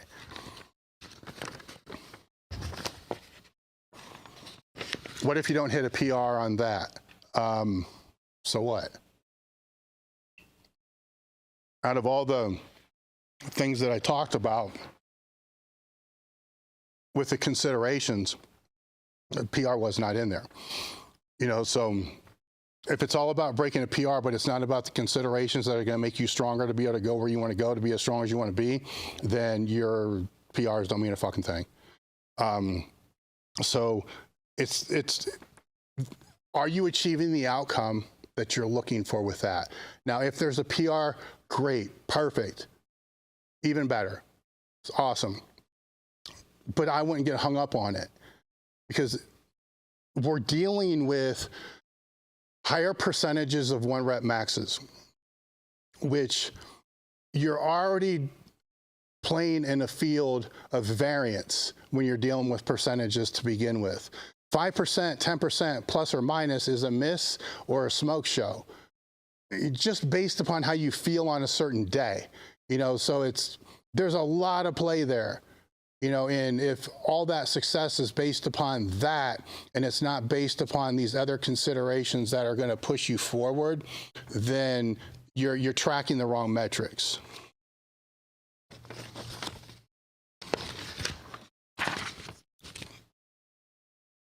Still on the frequently asked questions. All right, so now we get into top 5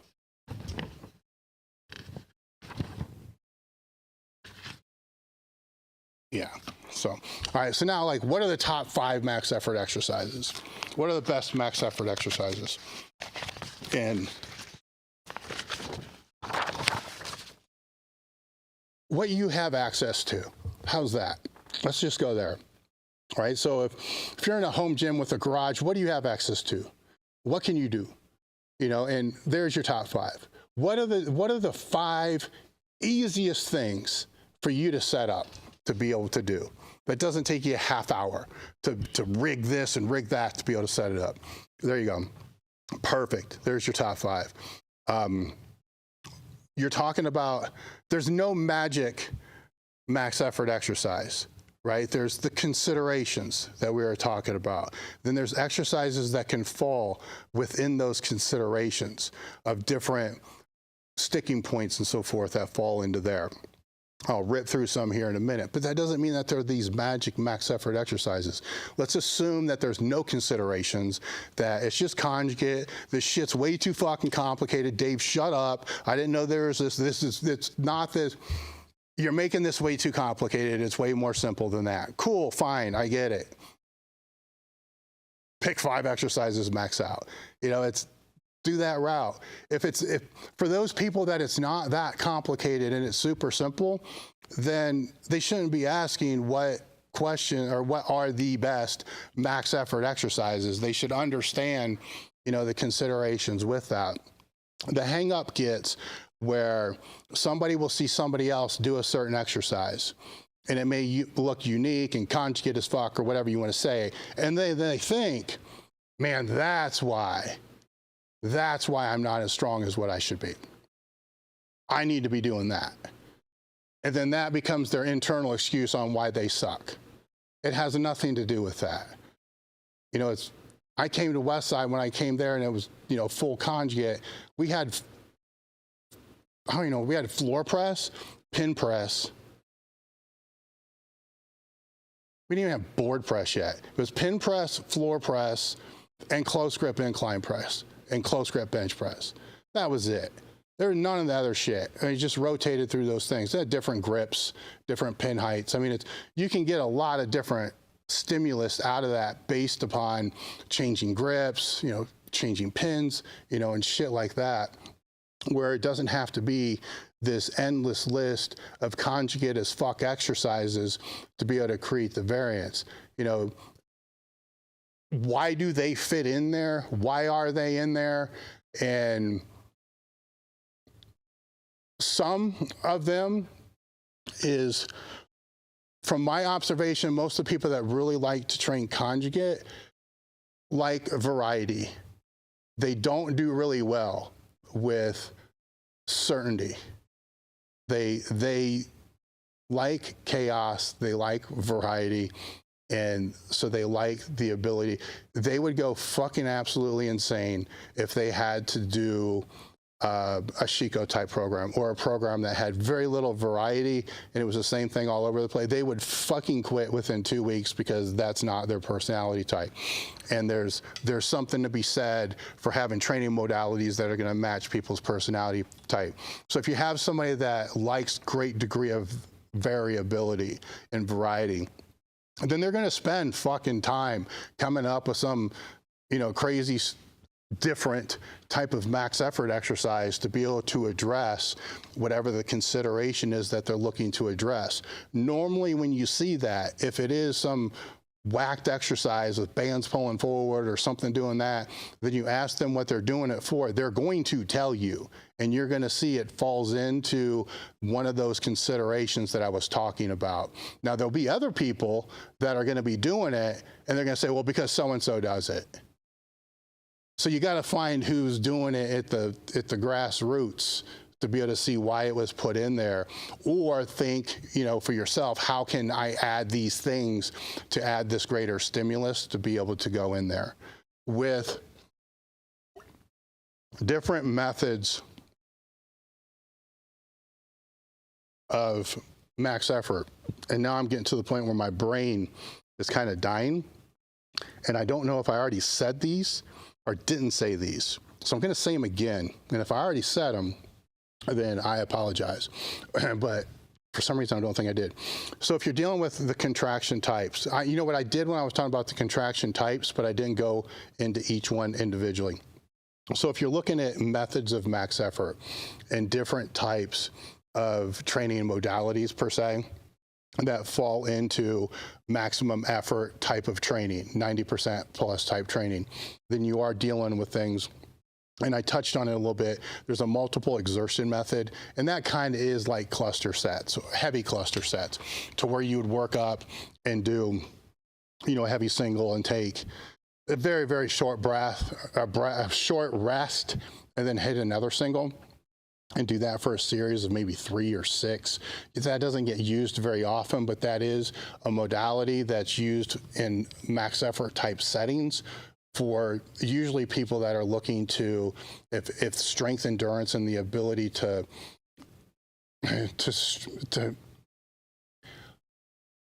strain over time can have some application, but it's not the greatest compared to other ones, which is kind of why you don't hear that one a whole lot. Another one is the maximal concentric method, which would be things like pin presses, pin pulls. So there's deadlifts in a way can be that way. So, and usually if it's a concentric only, gym owners love when I say this, if it's a concentric only type of movement, then their lowering is basically just dropping it. You know, because the reason why it's the concentric only is because you want to remove the eccentric part of that, because that becomes, you know, that's a stimulus there in itself that you have to recover from.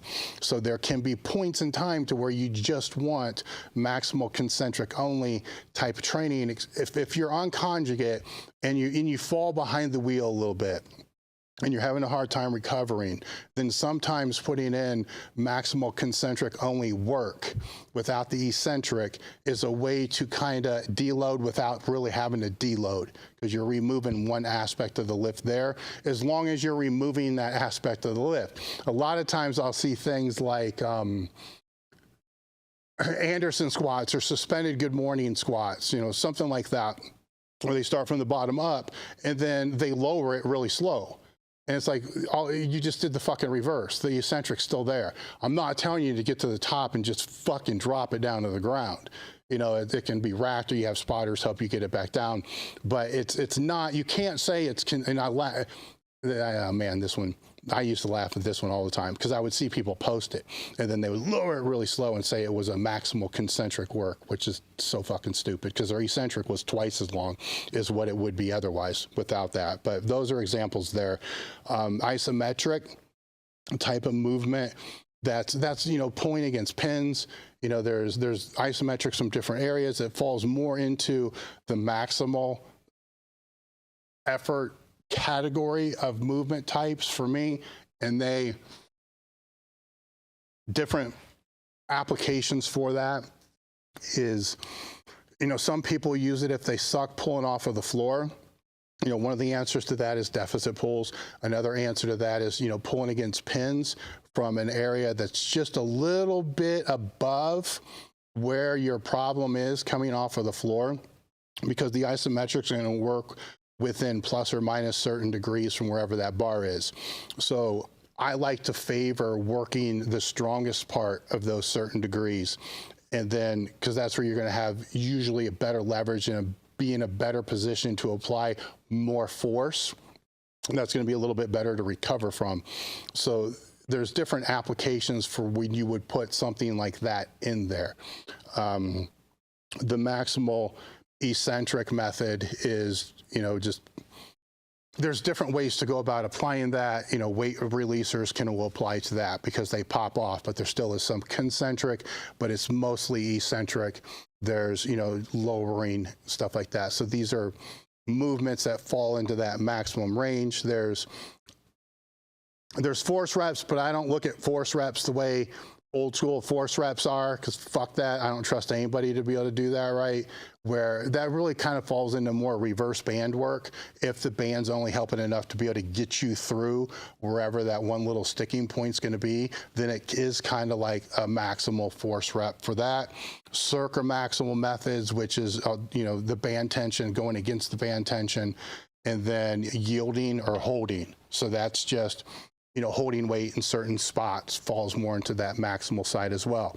These different principles, if it's the exertion method, the concentric method, the isometric method, eccentric method, force reps, restricted reps, circummax, yielding or holding, those go into and factor into those considerations. If the considerations are what is the sticking point, what are the technical issues with the sticking point, how can that be addressed, what are the mental issues, how can that be addressed, all these things play into, well, what is that max effort exercise going to be, or what is that group of max effort exercises going to be? Because most of the time you're not miraculously going to fix whatever that sticking point is in one session. it's going to take multiple sessions. So what are the different things that can go together that fit those considerations that can lay into that program? And then once you have those, how can they be structured in the program in the most effective way? So if one of them is a heavier load than another one, then you can lay those out in 2-week waves or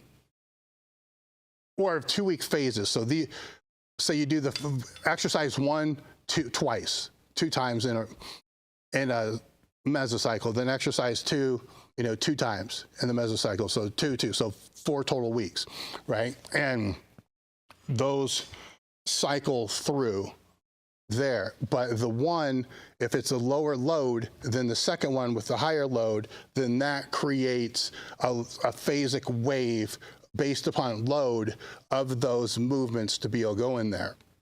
So those are structures that you want to look at. What you want to try to avoid is chaotic structures.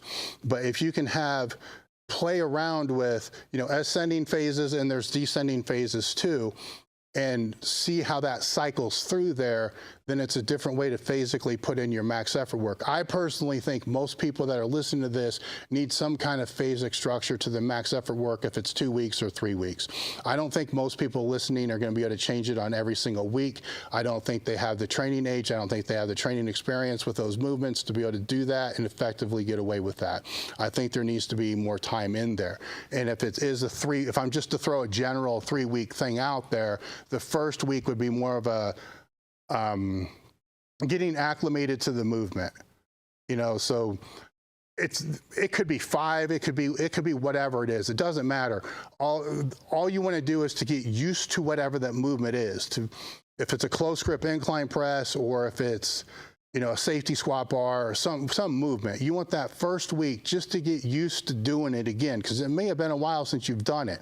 So you want that first week just to get reacclimated. This is what it feels like. This is what it is. And then as soon as you're working up, as soon as those sets feel like, okay, I got it. I got it. I got it. Then you do another set to reinforce it. That's it. You're done. Go on to your next movement. Then week 2, you can push it, and that could be ascending or descending wave. So you could push it for 3 reps, then on week 3, hit it for 5. I mean, there's multiple ways to physically go about structuring things. Or you could hit it for a single on that second week, and because you're still getting reacclimated to the lift, then on the 3rd week, hit that same weight and try to hit it for a triple. There's endless ways to be able to go about physically structuring how to lay these movements out. And to push the crew again, and the book here, there's like 40 different cycles that are in there to be able to wave through the whole thing. Some people like longer waves. I've seen people use 6-week waves to be able to put in there.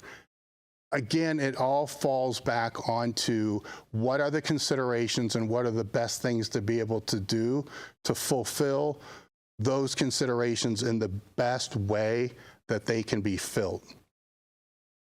With that, guys, that's kind of the methods of max effort. I'm going to pause here. We're going to stop, and then I'm going to come back for the crew-only podcast, and I'm going to go into all the questions they had and do a deep dive into their sticking points and go over the ebook that we did for them. I thank you guys for listening. Like, subscribe, leave a review, join the crew. All right, guys, I just got done with the live Max Effort podcast. So I'm grabbing a backup monster and going to get into your crew questions. One thing that I want you guys to do before I get into all your specific stuff is in the ebook. Oh shit, I don't have page numbers on here.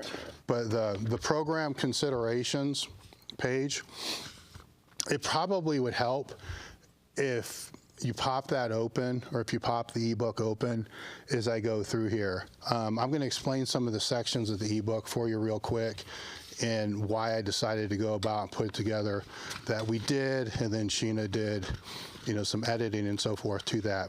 I had I had an article a couple years ago on the methods of max effort. And it was an article that I've always wanted to go back and kind of update a little bit. And that's what I'm doing now with this thing here. Is the article is pretty much just copy and paste of what was on there, but then the things that I spoke about on the podcast and the things I'll speak about here are the actual updates to that. The first sections that I went over on the podcast, I'm not going to go over here again, but the biggest thing that I've seen with the max effort method over, especially the last decade, is what it actually, what it was first being described as, and then what it's become, and then what it actually is now. So a lot of the confusion comes from people talking about the same thing in different ways, in different contexts, where I'm sure you've heard when I talk to some of the guests on the podcast, I like to define what they consider volume is, what they define intensity is. And that same kind of clusterfuckery has happened with just the word max effort. It's like, at this point, like, what does it mean? Where at a point in time, it was more, it had some relevance to it that kind of just meant, well, this is, West Side Barbell, this is Louis Simmons, this is a max effort method, you change the exercise every week and you work up to a 1 rep max. That at least gave, if that's what everybody, and that's pretty much what everybody was agreeing that it was. The exercise changed, that at least gave a base of support of a definition that I was able to work from that and say, okay, this is what you believe it is. These are things that can be tweaked from that. Where over the last decade, it's become not that, but all these other things, from a catchphrase to ego lifting to conjugate as fuck, and all these different things that when you try to explain from a base, there is no base. So that was the main point of that. The first part of the podcast was just to put that base out there. All the benefits and all the positives and the negatives associated with the max effort method are the same as they always were. I don't have any more negatives than I had 20 years ago when it comes to the max effort method. The only thing that I may have changed my view on over a period of time is phasic structures of the max effort method, but that's based upon the considerations, which I talked about, and I'm going to talk about a little bit more here. The considerations are everything. So if there's anything, I guess what's the biggest change in my mind that's happened over the past 10 years is I now know I have to speak about the different considerations and then how it lays out. Because people are applying this max effort method to many different frameworks than just a West Side Barbell template of what conjugate is. So they're sticking it in 14-day conjugates, 12-day conjugates, 2-day conjugates, a fucking 4-hour conjugate, whatever it is, they're sticking it all in there. And that's what creates a lot of the confusion with that, is the considerations need to be defined, and a lot of that's going to go away. So when I was speaking about the different methods, there are sections in here that are talking about the different methods, force rep method, all the different methods of max effort that are in here. And I'll probably talk about some of them as I go through here, the restricted rep, circa max, all those different methods. Keep in mind, what you're seeing in this book, I didn't go back and rewrite all this in present tense content or context. That's what this podcast is for, and that's what any of the Q&As are going to be for either. I just wanted to stick it all in one place to make it easier to find. Now, when it comes to the phasic structure and the different ways to approach and the different ways to cycle the max effort method, that falls in more of the middle of the book, where what I did there, how do I cycle the max effort movements, that section there. I took snippets from articles that Wendler had and articles that Brandon Smitley had in I think those might have been the only two because I credited both. And I took different ways that they cycle the max effort methods, and I just copy and pasted them in there for you to be able to see them. So they just show different approaches. I'm not putting those in there as a way for you to say, oh, I should use that approach. I'm putting them in there for you to see these are different approaches that others have used, and to give you ideas on how you can cycle in and put them in for your own approach. And then some of the other parts of the section were, just videos on the max effort method, basically just taking a lot of the content that we've had and compiling it into one resource to be able to help you guys. And then in the end of it is when we get into your Q&As, and all I did there was copy and paste your questions so I can answer them now. We're gonna go back and put in this video in the ebook that you guys have. So the version that you're looking at now, we're going to put out an updated version in, I don't know, a week, few days, whenever.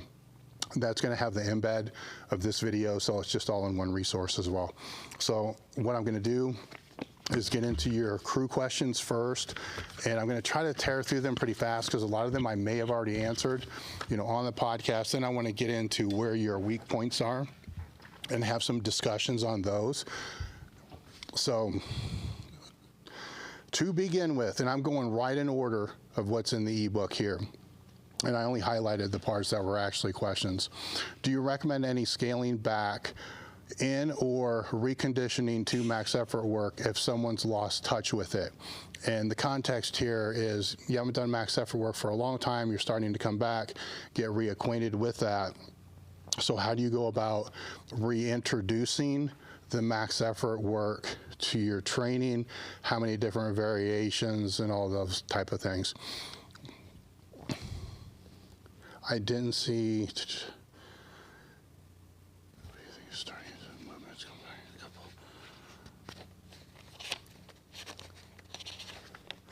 All right, I don't see that there's like a deadline, right? So what I would do here is, and I've been in this situation before, because when I was training with John Meadows and doing all bodybuilding work, I was doing no max effort work at all. So that was going from a couple years of no max effort work and trying to figure out, how to implement it, how to put it back in.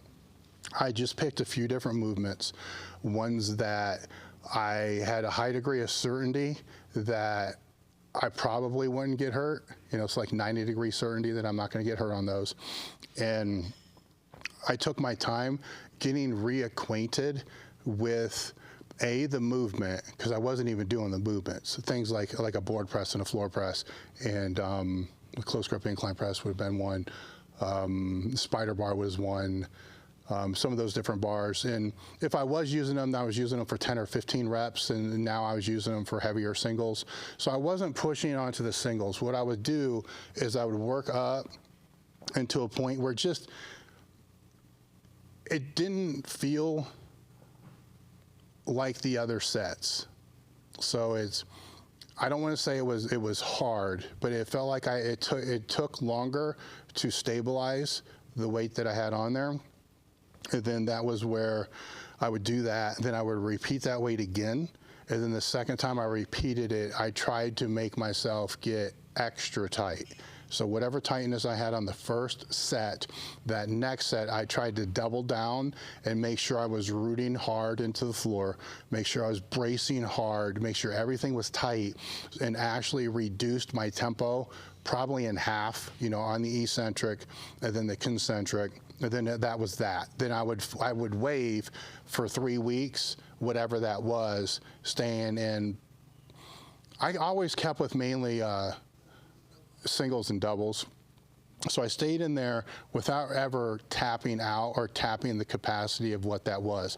So I would do, sometimes I needed a week to get reacclimated to this. So the reacclimation week was just getting used to it. That could have been sets of 5s and just doing them until it's like, okay, now it feels like it's supposed to feel. Then the second week was the one that I was talking about. Then the third week was that one repeated, just being tighter. Then I'd move on to whatever the next bar was gonna be and then go on from there. With the lower body, that's how I did that. With the upper body, with the bench work, I also pathetically suck at that.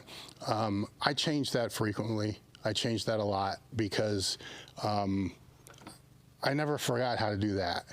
So that was the squat. There was a lot of things in there that are very, for me, everything has to be completely right. With the bench, it doesn't all have to be completely right, and I think it's because, I have certain things that are just so fucked up, it's never going to be completely right. So in that one, I just kind of kept the rotation with safe. So they say, so that would be my advice here, would be safe.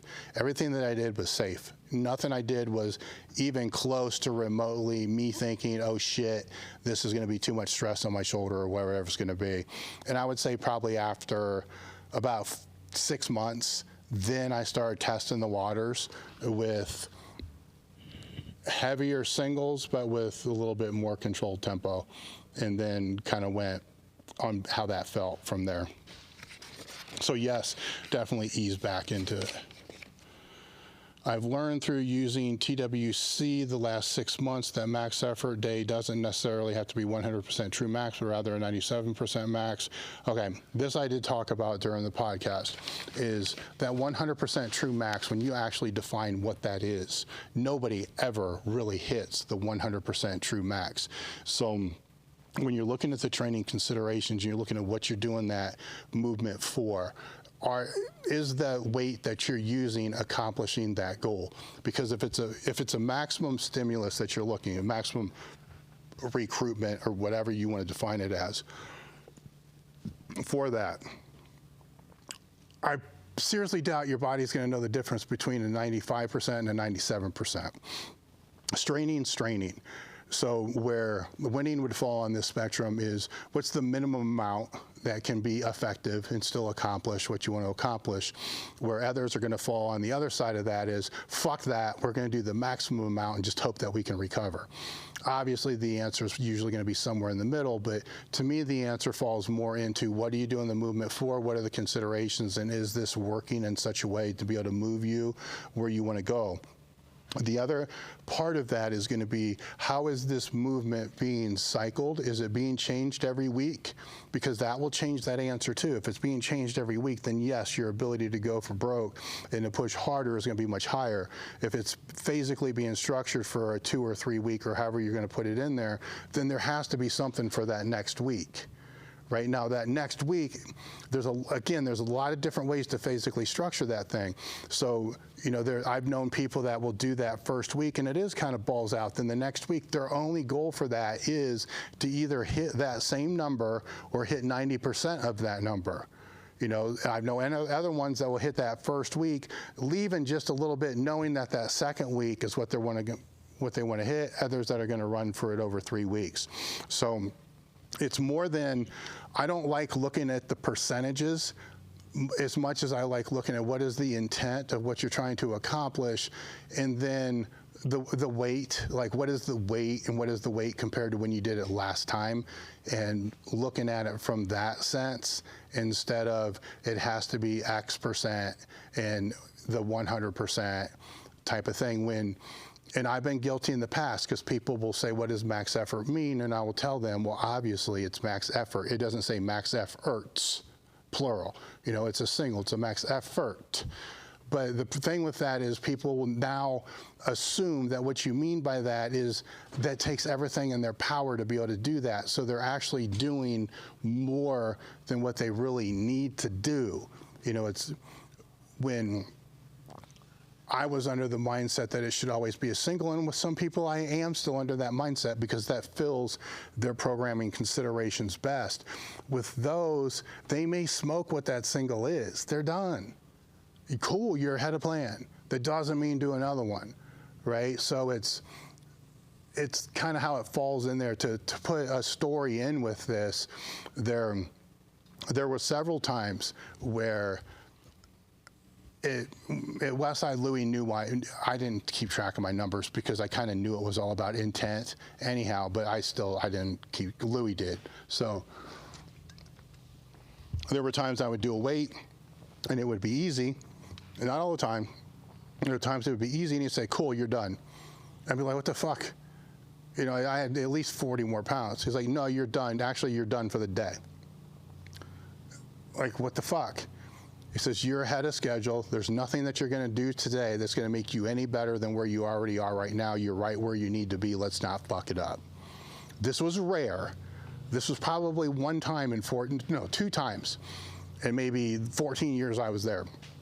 But that made me think, right? Because where are you? Is it on point? You know, because why overplay the card to create a recovery stimulus that's just going to be fucked up later? So that was something that I always remembered with that. How important is the bar speed in the context of max effort?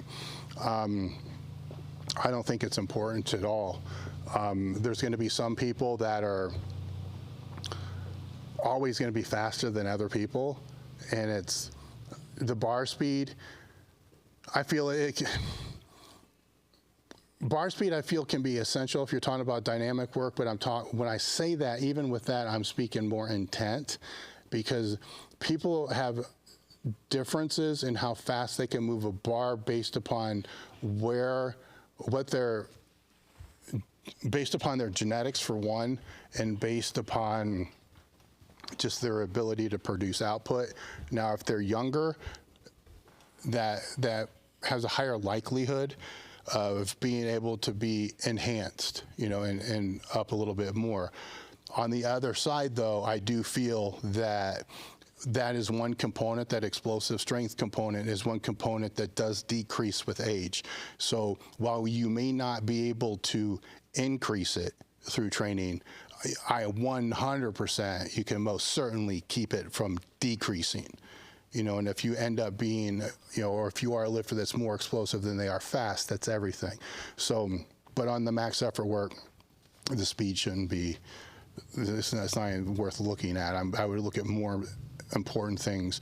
What's happening? Where's the breakdown? Where does it get hard at? After an ME lift, you hit your top single for the day. Would you recommend doing drop sets or a supplemental? Okay. I'm going to answer this in the context of just the max effort exercise. I don't want to get into discussions about the supplemental and accessory exercises, because that's going to be another ebook and another podcast. We're going to do it at a later date, because that's going to be a long motherfucker too. So I don't want to go down that road. I just want to keep this within the context of the max effort exercise. So if you're doing a max effort exercise, I'm looking at this as, should you do a back down set?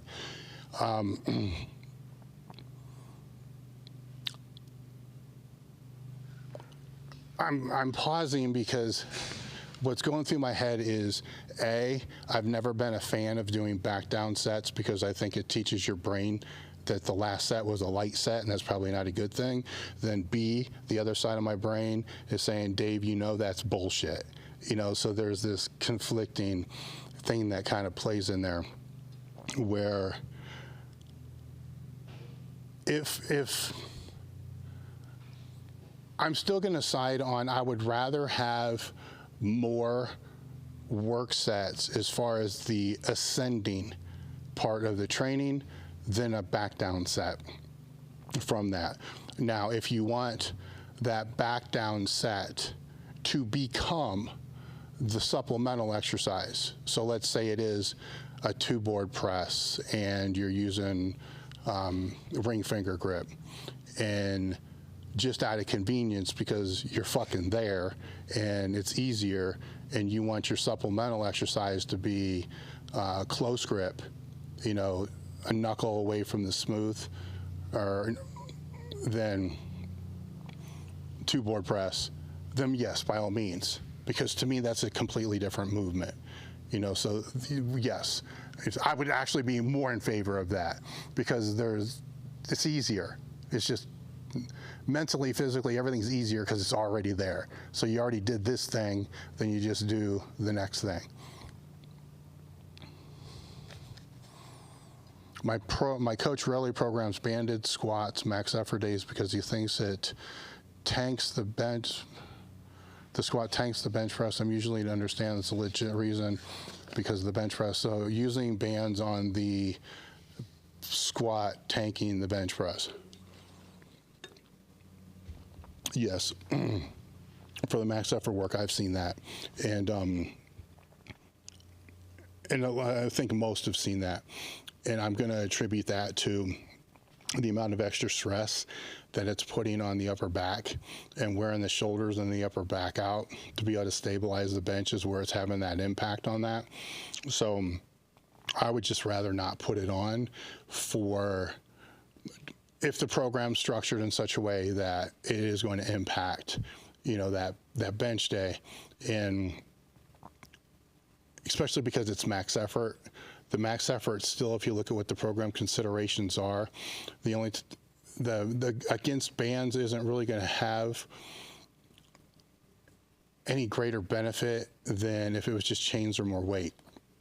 The bands, I can make the argument that I think that there's a benefit of the bands because it creates a little bit more reversal strength on the dynamic day. There's definitely a place for it there on the max effort day just to create additional overload stimulus based upon what the cost is on the other side of that.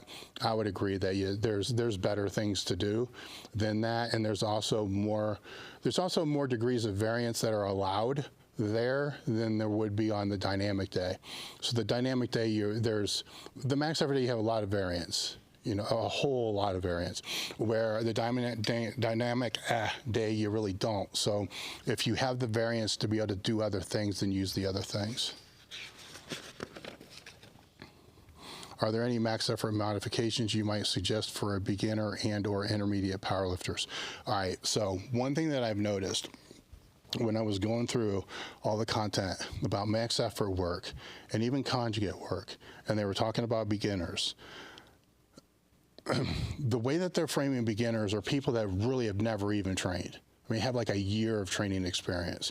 I'm not seeing beginners as that. I'm seeing beginners as more or less novice type of lifters, not the true beginners. So when you're talking about max effort work, modifications for an absolute true beginner, and you're talking somebody that's never lifted weights before, they're not doing max effort work, dude.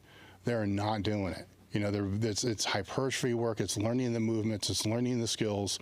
They're still squatting. They're still benching. They're still deadlifting. You're doing all that other kind of stuff, but they're not fucking doing the max effort work until they can develop a skill and technique that's going to allow them to be able to do it in such a way that it's not going to cost more than what the benefit's going to be from that, while keeping also in mind that if you're dealing with younger athletes or kids, they're going to do it. Especially with everybody having a home gym in their garage now, they're still going to do it. So if you know they're going to do it, then somehow or another you got to find some way to be able to build it in, to be able to cater to it, because it's going to happen anyway. But for the answer to there would be no. The true beginner, there's no real need for that. If you want to teach them the ability to strain or the benefits of what that max effort work is, I would rather look at certain things like planks, different tension type of movements that you may be able to do with bands, anything that can put the body in total tension for a period of time to kind of teach that total tightness. I would rather put that in there for a true beginner. And I only put that out there because that's where some of the biggest criticisms were. And, the assumption is we're really not sitting here thinking that your fucking 9-year-old is going to be doing max effort work. All right, so anyhow, for more context, I've seen modifications such as max effort day using the same main lift for 3 weeks in a predetermined wave. So now you're talking about the intermediates and so forth, and yes, I can see that fall into there. But the question's going to be is, so now you have this max effort day, and so you have the main lift that's going to be waved in these 3-week waves and so forth like that. Then what's the dynamic day? All right, because then are they doing the same movement twice a week? So now their frequency is twice a week, so the volume's twice a week and the workload's twice a week. Nothing wrong with that, but is that what it is? because if that's what it is, then there's a heavy day and a light day. Like, how are you structuring that frequency to be able to accommodate that as they move forward? As a beginner, they're going to adapt. They're going to adapt to just about anything. But as they begin to come out of that and the adaptation process becomes a little bit more difficult, where's the next step? Where's that next move from there? Because basically you're having them do 2 squat days. So then the question is going to be, how are you progressing from, day one or through each one of those days? So if it's Monday, Friday, Monday, Friday, are they taking jumps on Monday to Friday, then Friday to Monday, then Monday to Friday? Is this weight going up every single time that they go in?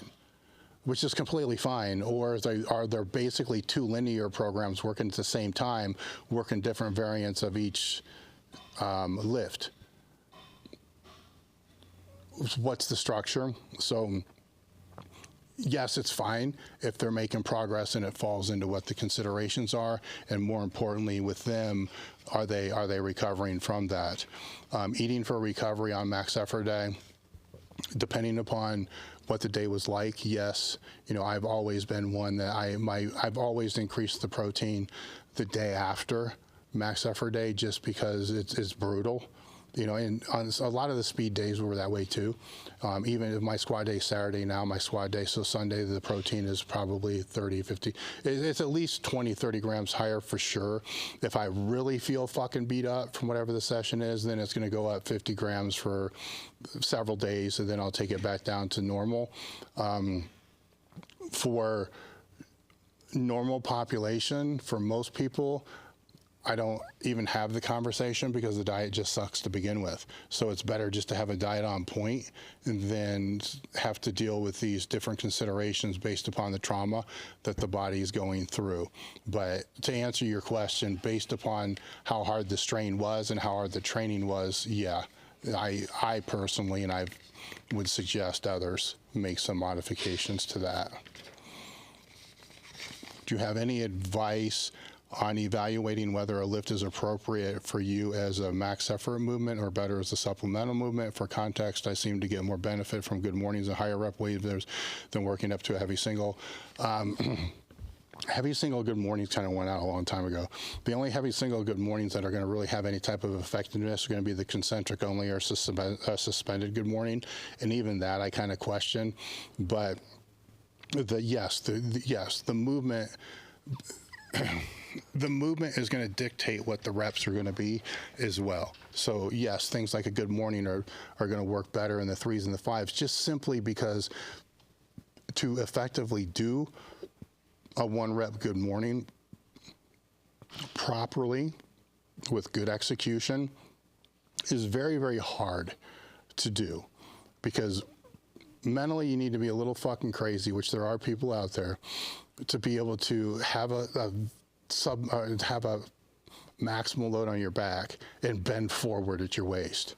And then usually what would happen is they begin to go down with that weight on their back. Then when it starts to really get hard and it gets in front of the center of gravity and the leverage becomes compromised, they squat, which ends up not being the good morning anyhow.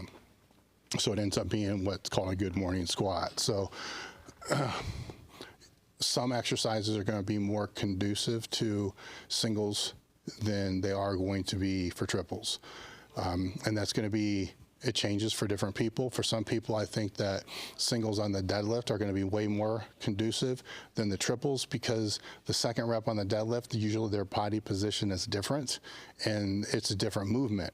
So it's like the first rep is a normal deadlift, the second rep is kind of like pulling off blocks. So a lot of that you'll learn through experience and basically on how it feels as well. But in your case, what you're talking about here, the good morning, definitely 3s, 5s.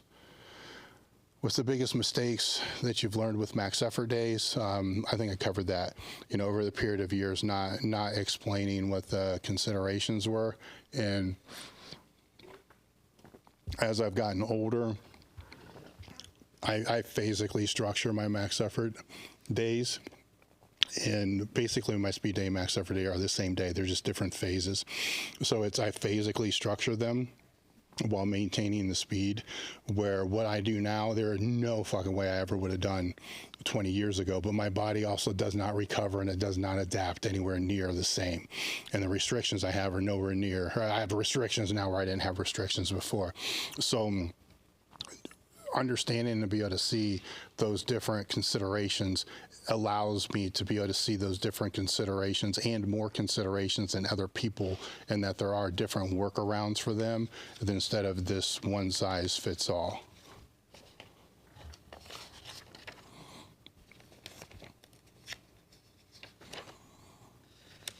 Since all training is somewhat phasic, how would you structure max effort over the course of 1 year?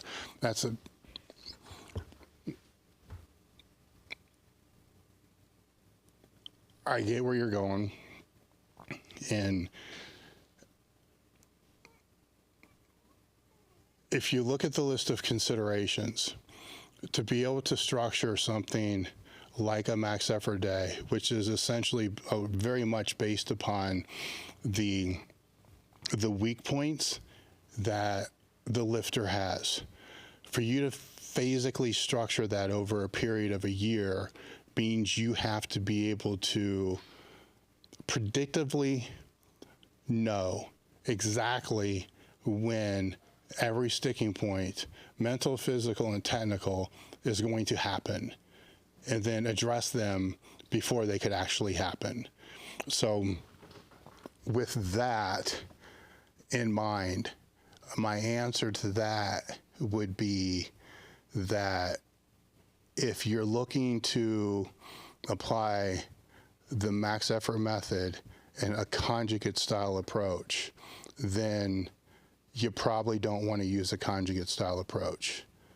You want to use more of a block oriented style approach, to where the max effort method is being, the considerations are being laid out in a different set out structured manner for that. So there's other programs that better fit what you're looking for with that.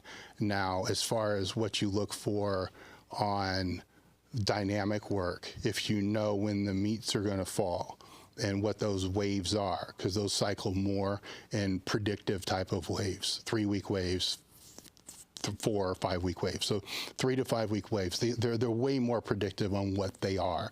That is what is laid out. If I'm to build out what X conjugate is going to look like over a period of a year, that's where the base falls. Everything else falls under that base into where that is, to where the max effort is going to be physically structured based upon the considerations of who the athletes that I'm helping them and advising. You know, where are they? Are they advanced to the point where it's going to change every week? Or are they advanced to the point where it needs to be every 2 to 3 weeks? So I want to look at those first. Like what's that? You know, are they going to, if I can answer that part first, what is it? And then there's also what movements. Some movements can physically cycle longer than what other movements can. And it would be a huge pain in the ass to be able to lay it all out over an annual cycle, only to have to go and change it every 3 weeks based upon what you see. And hell, you may have to change it after a week, because you may find out this movement isn't addressing the considerations that you thought it was. It sucks. So you need to get rid of it and go with something else. How would you describe how a max effort accessory lift should feel? That's getting into the supplemental side again. I will say this, if the max effort work exercise takes a fuck ton out of you, then you have to make changes on what happens downstream. So get rid of the supplemental, get rid of whatever it is, because you still have to recover from that whole day. You don't have to just recover from that movement. It doesn't work independently, so it's still the whole day. So if there's, say, overstimulus in that section of the training program, then there has to be some kind of accommodation, or try try to balance what happens downstream to be able to mitigate and be able to recover a little bit better. I guess you could say on the flip end that if the max effort exercise is just a complete smoke show, you hit a PR and it was fucking easy, then you can probably push that downstream shit harder, you know, because you have a little bit more room in there for the recovery to be able to get from session to session with that. I saw a program from Brian Alstroth that is a modified conjugate, essentially 2 days, 1 day for the bench, overhead, squat, deadlift, working up to a max with some back off work and dynamic work and opposed work. I can't comment on that. You know, the reason why I can't comment on it is I'd have to go look at the whole fucking program to figure out why there's like 4 max effort days and what's being laid out and all this other stuff that's being laid out, and then basically dissect the whole program. I would ask him, you know, why it's in there. I'm not really good on commenting on other people's programs because I really don't want to do a deep enough dive into all of it to be able to know why they programmed what they programmed, and then have to look at all the considerations of the person who's doing the program to make sure it matches. And I would just ask them. They know the program better. They wrote it.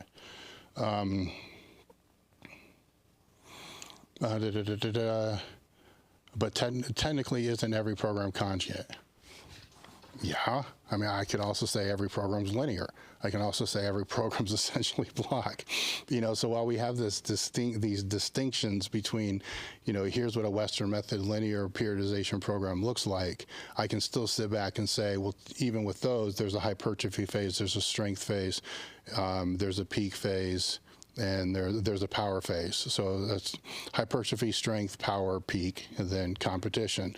So even though it's a linear periodization, there's still, you know, blocks that are essentially put in there, or you could call that whole thing a block, and then it's being repeated. So, you know, all programming is phasic in nature. All programming is, in a way, conjugate because you're coupling different things within that. So where the differences lie is in how many things can be conjugated or how many things can be coupled together at the same time and produce the best results for the athlete doing said program, or the best results for the coach that has to apply said program with X number of athletes. So if you're looking at, you know, a conjugate or a concurrent based, you're generally going to be looking at things that are going to be trying to conjugate, trying to couple way more things together during certain periods of time than you would look at something that's more of a traditional block, which is going to separate them a little bit. Sometimes there'll be, you know, transitional pieces in the block to kind of stitch things together that play into that. I can also make the argument that most of the conjugate programs I've seen are essentially blocks that have transitional, you know, phases stretched between all those things. So it's good that you're asking this question because you're seeing, you know, the commonalities among all the programming that's out there. So I think it's important to be able to find what's common amongst all the programs, and then you can be able to look and start asking yourself, what are the differences, and then why are they different? And the why are they different sometimes are different based upon different populations that the coach has been working with. Sometimes the difference, to be completely honest, is all marketing and promotion. You know, sometimes the difference is because, you know, this person doesn't want to look like they stole this from this person. You know, so there's fuckery that kind of plays into it as well.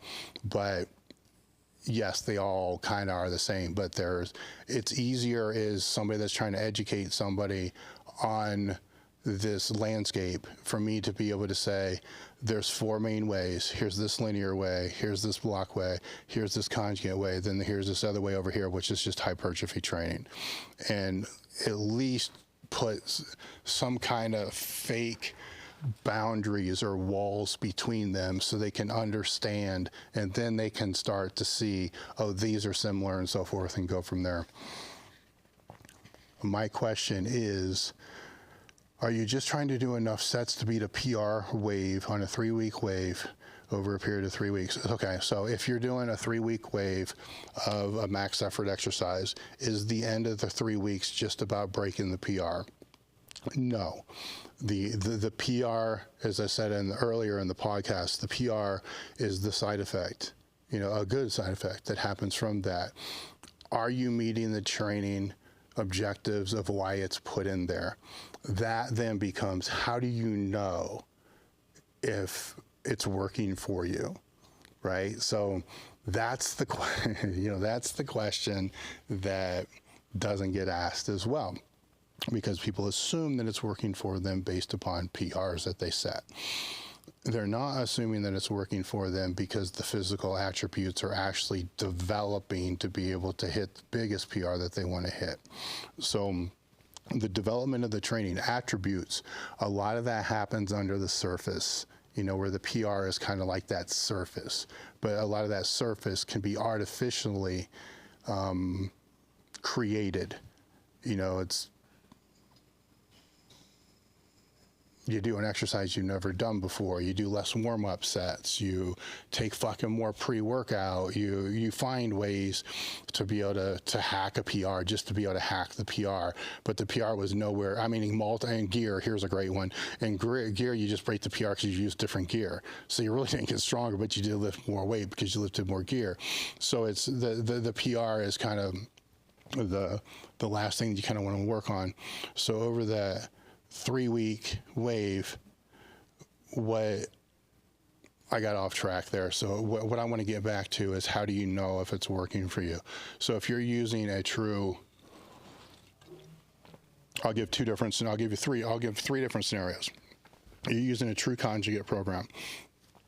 Normally you're going to know if your max effort work is helping you, the speed work feels better.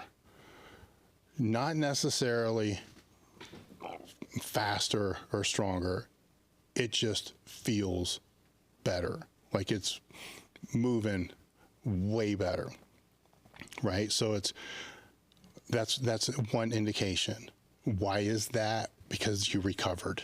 And if you're able to recover, that means then that stimulus is something that's applying the stimulus, then you're able to recover, and then it's helping with that. It can also mean that whatever that movement isn't helping to activate and to stimulate or to stabilize the prime movers that need to move that main movement. On the flip side of that, your dynamic effort work is really on point if the max effort work is moving. Now, let's say you're not doing both in a microcycle, that it's more of a block-oriented approach. Then the way that you know is it working or not is how long is the wave. So if the wave for this movement is 3 weeks or 4 weeks, then the first week obviously should not be hard. So the first week should be like getting acclimated to it. Then the second week, is it progressing week over week? And then is the third week progressing to the fourth week? But when the third week progresses to the fourth week, if it's over 4 weeks, it should be a harder jump. In other words, the second week to the third week should feel like, yeah, that was fucking awesome. And then the third week to the fourth week should be like, that was rough. Then it's time to move on. So the progression on that is going to be how it feels, kind of going week to week to week. But then also how it's going to feel when it comes back in. So if you're using a movement over a 3-week wave of a floor press, for instance, and then it does progress in a 3-3-1, structure, however you want to structure it, however it does that. And then when you come back through that next week 1 with the 3 should be 5 pounds more than what it was here. And then the second week, 5 pounds more, the third week, 5 pounds more. And then if that's progressing that's showing if it's progressing, if it's working or not, is when that cycles back through, how that feels when it cycles back through. That changes a little bit if it's 1 week cycles. So it's you change the movement all the time, and when you cycle back, not always is that going to be that PR for that reason. Then it has to be more of how did that feel, how did it move, right? Because we are dealing with the variances of the percentages like we talked about. So if it's now dealing with what did it feel like, how did it move, and it moved a little bit better, it moved way better and it didn't hurt and all this other stuff, but the weight ended up being 20 pounds lighter, then that's a win over when it was 20 pounds heavier, but it felt like it was gonna fucking rip your elbows off. So there's those things that have to be considered as you cycle through.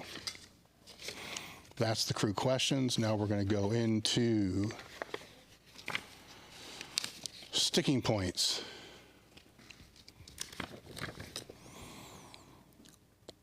My biggest issues with the squat. My biggest issues here are upper back rounding and maintaining that the squat internal from the brace and the hole. If either of those go, I start to pitch forward. I have a good morning. The back bar into the position to finish that. Variations that completely fucks with you, gets me out of position, helps me much. Okay, so here is he's saying that the biggest issue is the upper back rounding and maintaining internal pressure from his brace when he's out of the hole, and when he loses that, because that he begins to fall forward, and that's puts it into a good morning. So what he's been using for the max effort work have been the bully bar, basically cambered bar, safety squat bar, and variations that kind of put him in that fucked up position to be able to recover from. That's good. That's one angle, right? But the other angle I would address is why are you not maintaining the internal pressure coming out of the hole? So what is happening on the way down that's either fatiguing you or not allowing you to keep that internal pressure when you come back up? So is that internal pressure coming out of the hole because you go to grunt, you go to release air and that brace gets lost, or that brace isn't strong enough to be maintained through that transition, so now it's a time under tension of what that core is from there. And so there's two things. So what he's doing is he's addressing this problem with a form of what I would call chaos training. So the good mornings are able to be able to recover from when this breaks down. So that's cool, right? Here's the recovery aspect. It breaks down, I'm strong enough to be able to recover from that. But the aspect that's not being addressed is the aspect that's actually causing the issue in the first place. So that's where I would put in, some type of max effort work that's going to be able to introduce a little bit more time under tension, at least on the eccentric, and coming just out of the bottom of the concentric. So it may be things like a lower box squat, so it's going deeper than normal, maintaining pressure with a soft touch, then coming back up. It could also be things like using weight releasers on that same type of thing to create more internal pressure and trying to maintain that internal pressure all the way up. We could look at trying to do different isometric type max effort things that are right in this range, or right up, whatever feels better. If it's a little bit lower, a little bit higher than what this range is, and just work on maintaining that internal pressure for, I would time whatever his squat takes, to be able to see how many seconds and exactly what that is, and to be able to train that, to be able to maintain that internal pressure in that most vulnerable point for the longest period of time. So there's three different ideas that then can physically be cycled through this max effort work to help address the sticking point from different angles, because you have the recovery angle, which is definitely good to go from, but then you also need to go from the angle of what's creating it. And from an accessory standpoint, you can go from the angle of the activation type of standpoint. I'll go down to John. For me, when I deadlift conventional, I rarely have an issue breaking the bar off the floor, and once it gets to my knees, I have an issue of locking out, but the middle portion of the lift, say mid-shin to knee, is where my back usually gives out and I drop the lift. That's a tough one because I don't know what you mean by back usually drops out and you drop the lift. So I'm just throwing shit out here. Again, the same thing with, the isometric work. It can be, with this, it would be done a little bit higher to be able to keep that position. But the positioning is a big thing with that. Max effort wise, I would try to, I don't know what you mean by gives out and I drop the lift. So one default that I'm going to put in there for good mornings with most people, or with the deadlift for most people, is to put some type of good morning exercise in there, for the threes, just for the lower back strength to be able to see where it goes from there. This one, a video would be able to help, but I would put in, if it was max effort work and we were just talking and this is all I knew, I would be saying you need to put in, good mornings, not with a safety squat bar, with some kind of low bar, so either a bow bar, camber bar, some type of lower bar for a max effort wave that's going to be in there, and then some type of block pull where you can maintain the position that you want to stay in that mid shin. So you're starting from that same position, but you can technically start correctly. And then when you pull from that block, you're going to do, I cringe to say this, you're going to pull like an inch, pause, then pull the rest to be able to reinforce that positioning from that and put that in there. And then, have another max effort exercise, which is going to focus more on the squat. Callie, I miss at the bottom of the bench. The triceps are a lot stronger than my chest and back. I need those muscles wise. How do I go about getting my technique fixed where I can bench more out of the bottom? You miss at the bench to the bottom for a lot of different reasons. It sounds like the technique is the problem on this. So on max effort wise, I'm making an assumption here that you're not an advanced lifter. You need to add more muscle. So for the max effort wise, I would probably keep, 3-week waves of different movements for fives. That would include close grip benches, incline benches,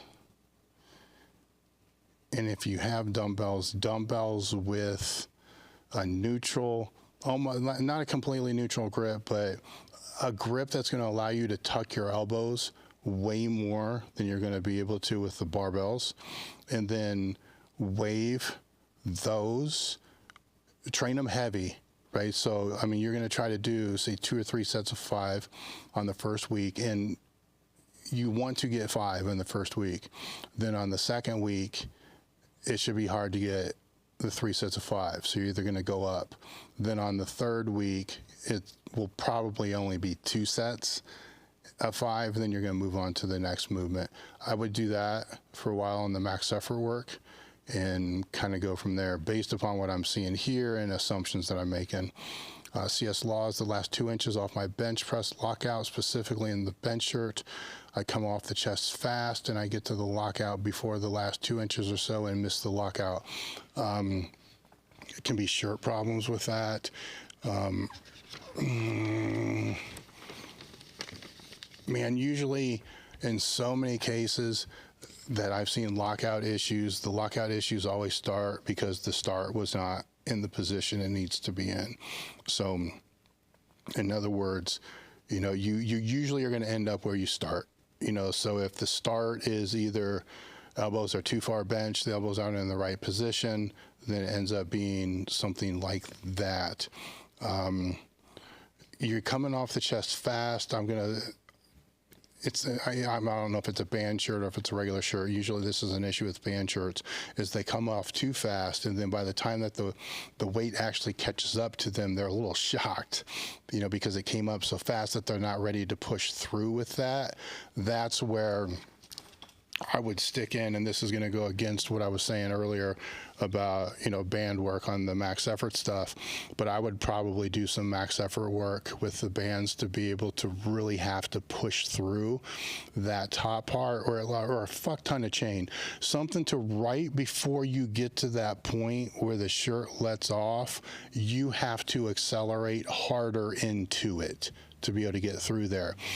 Normally what happens with that is you're building this momentum out of there, then it hits you and you're like, fuck. And you need to be pushing through that area before that area actually hits you. So that's where that accommodating resistance will come in there. You got to play around with, because if it's a band shirt, it's a different beast, right? So you got to play around with the bands and the chains on that, because you want the angle to be able to match the shirt as best as you possibly can. Sometimes that's better achieved with the bands because you can set them up to be able to pull exactly into that one angle, where the chains that kind of, the bar goes where the bar is going to go. The bands kind of dictate bar path a little bit, where the chains don't. This is one of those cases where you're going to want it to dictate the bar path a little bit, so you can simulate and get into there a little bit more of where you want that's going to be. All right, for me on deadlifts, I only ever missed a maximal load not being able to break it off of the floor and accelerate, and it accelerates and flies. For my bench, all right, so you're not able to break the floor with this. Technique aside, two ways that I would look at addressing that from a max effort standpoint are deficit pulls, off not a lot, just 1 or 2 mats, maybe 3 mats, which maybe 1 DC block. I mean, 1 DC block might even be pushing it a little bit, but a couple mats for sure. That's one way. The other way to address it is, just as I talked about in the main podcast, pulling against pins right above, say, 20 degrees higher than where the bar starts on the floor. So you don't want to start where the bar starts on the floor. You want to come up a little bit to where you're going to feel like you're a little stronger, right? And if even at that 20 degrees, or say 2 pins higher, you still don't feel like you're in a strong position, then go up again. Go up until you find a position that you are strong in, and then know that your main position, the money position, is going to be the one that's like 10 to 15 degrees away from where that start's going to be. You can work your way down into that. So you can start at that stronger position, and you can either do quasi-isometrics or regular isometrics. I would suggest doing, putting a little bit, so it depends upon the power rack too. I mean, I have luxuries out here that you guys don't have. So, having an isometric rack and a power rack helps. But if you can, I don't know how much you deadlift. So it can be like 135, 225, something like that. So not a whole lot of weight, but enough weight that you have to at least initiate a good position to be able to start the pull, and then pull into the pin. Then once you get into the pin, pull it like a 8 or 9 effort for, say, 3 seconds for the first set. Maybe do 2 sets of 3, 2 sets of 5, then done. And then the next week, increase the weight or increase the reps. Just progress it for 3 weeks, and then get off of it, see how it goes from there. But if you have to start at that higher setting, then you want to progress down the settings to be able to get to where you can maintain that good start position to pull from there. This is going to feel like it's not that hard to do, but it is hard on your system to do. So with this, that could be that max effort exercise, but I would still stick in as a supplementary exercise. Deficit pulls or stiff legs or RDLs, not balls out, something that's going to be like a moderate 5 rep range for a couple sets in there as well. So it's providing the full range and that partial range with what that is. All right, so where am I at here? When I get a heavy squat and racked, I get scared before even trying the lift. I walk out, breathe, get set, lose confidence in myself, and throw it back in the rack.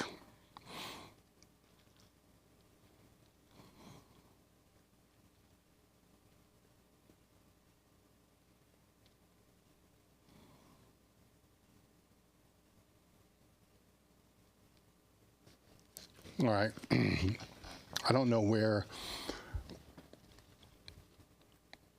what I'm processing is I don't know if this fear is coming because you think like you're just going to get stapled on the floor, or if it's coming just because the weight feels heavy on your back, because there's a difference. Mentally, there's a difference between the two. I would build up a high box and almost like a quarter squat and make sure your form's good, and then just, you know, do waves of high box squats, you know, a couple weeks of 3s, 5s. I mean, on this one, repetition really doesn't matter. You want to get to a weight that makes you feel a little uncomfortable, right? And then do that for a set of 5, because it's going to be a high box, so it shouldn't be hard, right? It should be pretty easy. And then the next week, take the weight up a little bit, do some triples, and then take the box down an inch or two, go back to the first weight, and go through there, and then repeat the same cycle until you can get down to right about a 90-degree angle box, about a parallel box, and kind of go from there. So this is just building the confidence of being able to stay tight. And the other thing with this here is when you say breathe and get set, I would find as many videos that you can on how to brace and get tight with the squat. Because I have a feeling that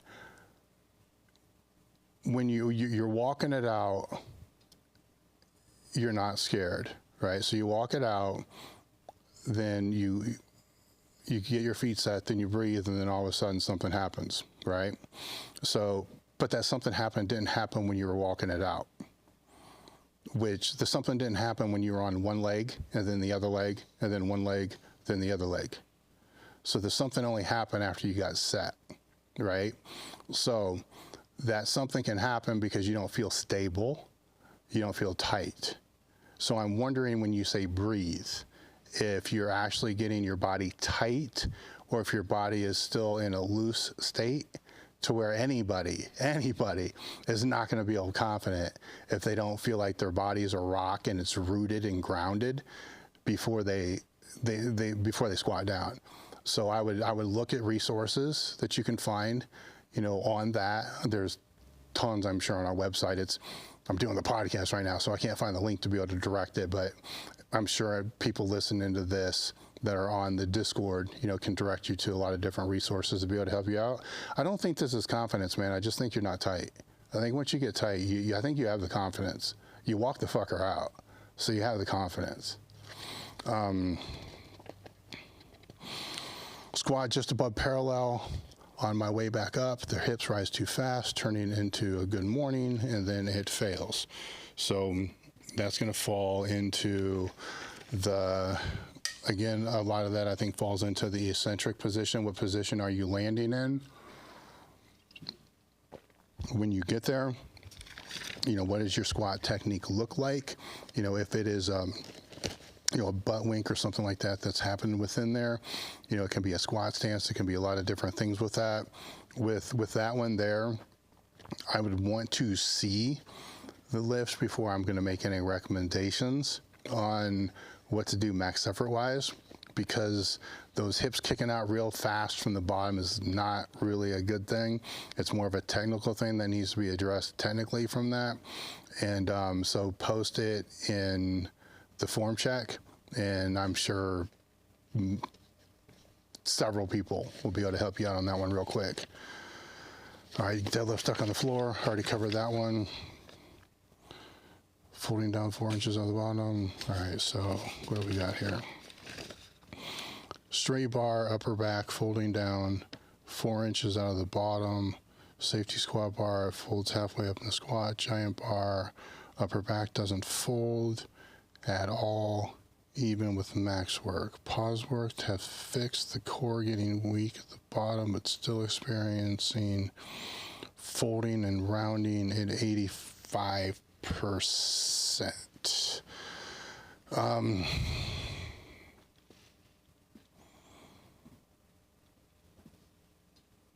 I'm seeing that as like the isometric strength of the lats being able to keep in position through the movement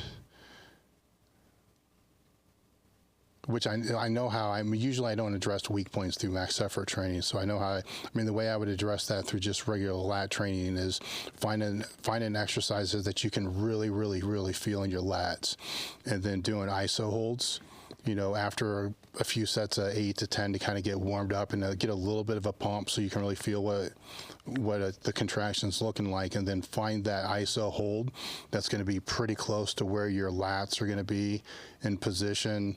Not as far as where your hands are in position to where you squat, but where your lats are going to be in position to where they're flared kind of when you're squatting, and then hold that as hard as you fucking can, for 5 to 8 second holds for a few times, where max effort wise, it sounds like you're on the right track, because the pause squats, which would kind of fall into that category, are fixing the first culprit, which is causing this, through that, where the rest of it is the safety squat bar is compounding it, but it will, because it's throwing the bar so much higher on your back.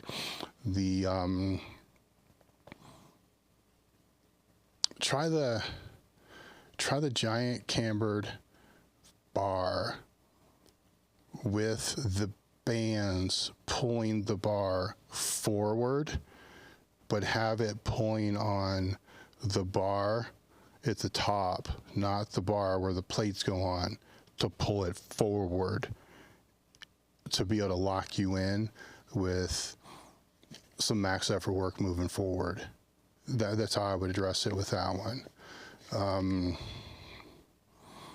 Midpoint bench, I either end up frozen in place or the bar drifts away from my shoulders and upper chest. Frozen in place and drifts away from shoulders and upper chest. Drifts away like towards your face. So if it's towards your face, then I'm saying you got to build the shoulders up. I'm not sure what drift away means, so I'm just going to assume it means towards your face. So it's coming back that way. So that would be the, building the shoulders up with that. That's a tough one, because this is one here that I don't know if I'm going to address with max effort work either, because all that's going to do is to reinforce what you're already doing to be able to get around it. Because what you say, you try to do pin presses, but then you build it in that position, all you're going to do is the bar's just going to slide back and you're going to press out from wherever that position is. Where I would build the shoulders up, and God, people are going to shit when I say this. I'd build it up with some kind of front pressing, front delt work, overhead press work, see what kind of impact that has on that. Not for max effort work, for sub-maximal work, heavies, 3s and 5s. Keep what you're doing with the bench as it is and see how that affects that. Squat midpoint, again, just getting frozen. I like seeing that. Getting frozen shortly after getting out of the hole.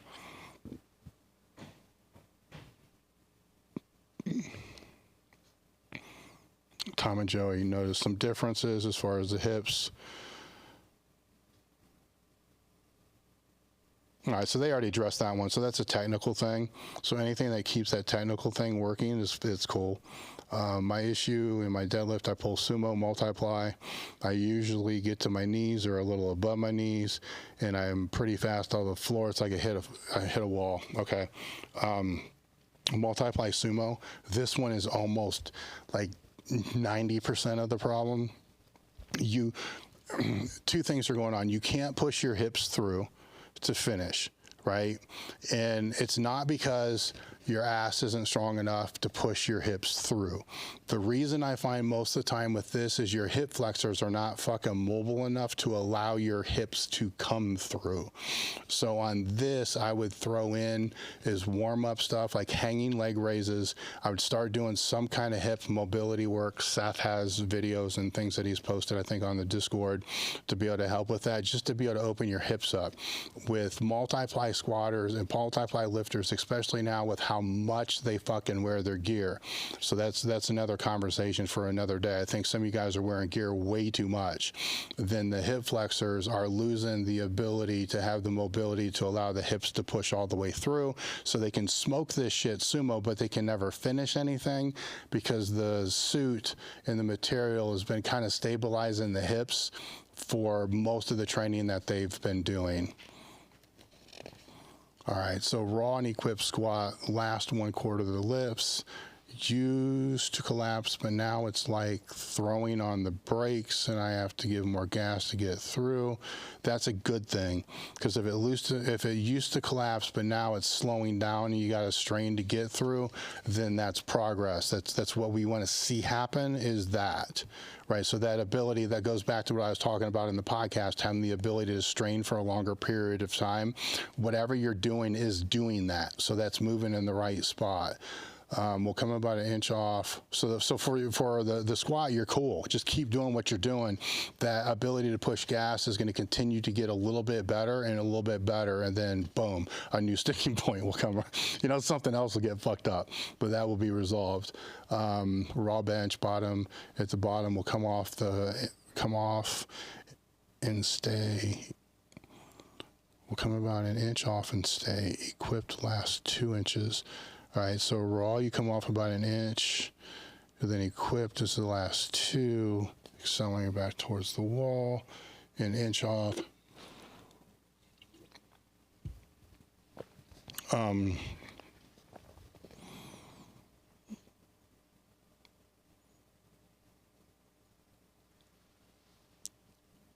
Okay, different things here you can put in. I don't know if it's really going to be max effort. I'll let you kind of decide how you want to implement this. I would add in a few different type of benches. I would add in soft touches. So if you're wearing a t-shirt or a sweatshirt, where I'm pretty sure right now it's going to be a t-shirt because it should be hot as fuck where you're at, you're going to go down and you're going to have the bar touch your shirt and then press off. So it's a soft touch. So it's a very, very, very soft touch. So basically, let's say if it's a thick hoodie, you're just going to touch the hoodie. It's not going to touch your body, just the hoodie, and that's it. And then press off. So you're going to use a soft touch and be able to, and just, you can do that close grip, medium grip, wide grip, wherever you feel confident with that. And that can be for max effort rep work. It can be 3s, 5s, however you want to put that in there. That would be one thing that I would put in. The second thing that I would put in would be to lower the eccentric time that so let's say it takes you 2 seconds to bring the bar down now.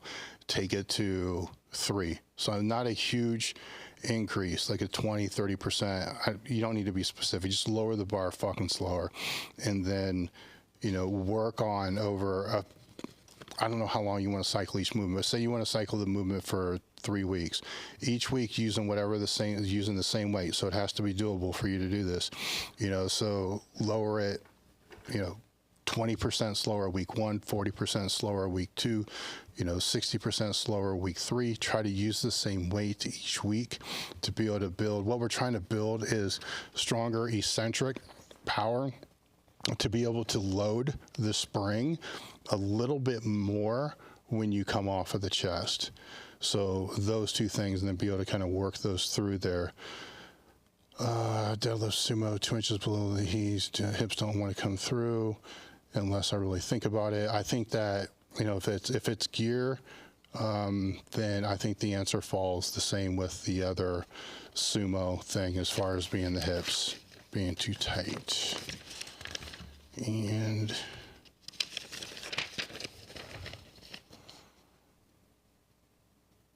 bench on raw off the chest. Okay, the same as the other stuff. Any max effort sumo, rotate slightly forward, under grip left side, making a lockout almost impossible. So use straps. This is not bad.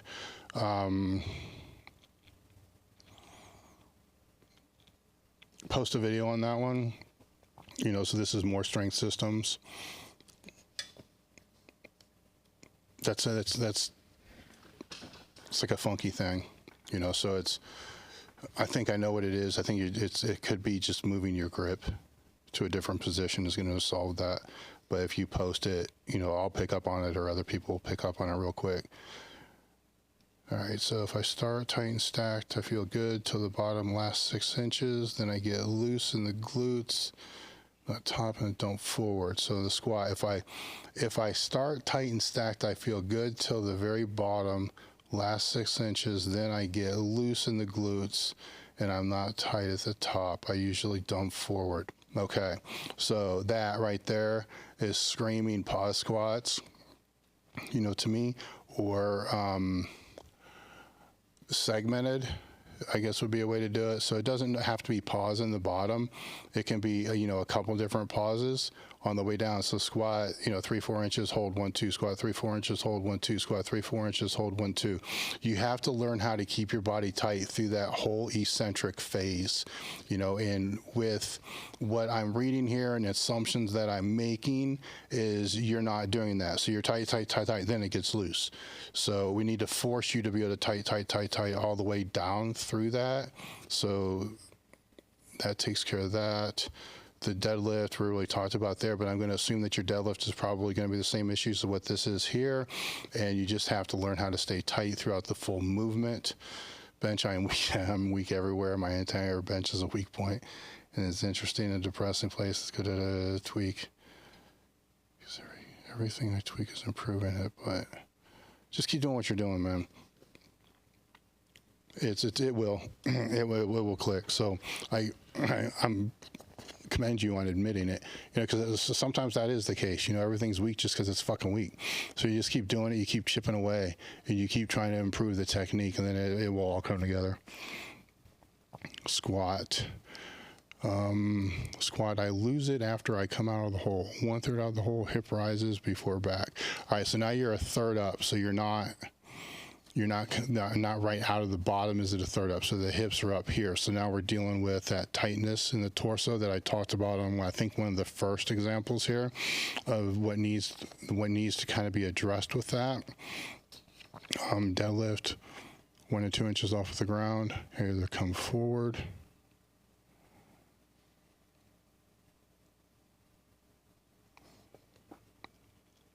I'm going to say the deadlift is a technical issue. Post, and we'll go from there. When I'm saying, I mean, if somebody's using conjugate and they want to use conjugate and they want to do max effort work, and I'm defaulting on a lot of these things and saying, look, these are technical issues and these are what these are. What I'm saying is you can still do max effort work. What I'm saying with that is make the max effort work just general max effort shit. So it can be like low box squats, close stance, low box squats, you know, pin pulls off blocks, just standard floor press, just standard shit. Just keep doing that. You know, the max effort method, yes, it is a way to help diagnose weak points, and yes, it's a way to help strengthen weak points, but it's not the most effective way to do those things. The most effective way to do those things is actually through the supplemental exercises. The reason why I'm doing this is just to kind of walk you through and to see how to process using the programming considerations in regards to these different lifts and how they apply. So there is absolutely nothing wrong with the max effort work just being straight max effort work, because then the consideration is just building the ability to strain, building the tolerance, building the internal external coordination, the ability to strain. All those things still apply, right? So max effort work, I don't want to be misunderstood. Max effort work is not about fixing weak points, not at all. It's probably the worst fucking way to fix weak points, but there are things like I'm noting here that can target the max effort work a little bit better. A lot of the other considerations are usually better for this, like the mental considerations for the one example that was in here is a consideration as well.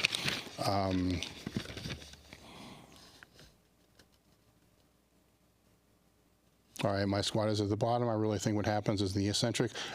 For most cases, unless it's an advanced lifter, I tend to fall there as well.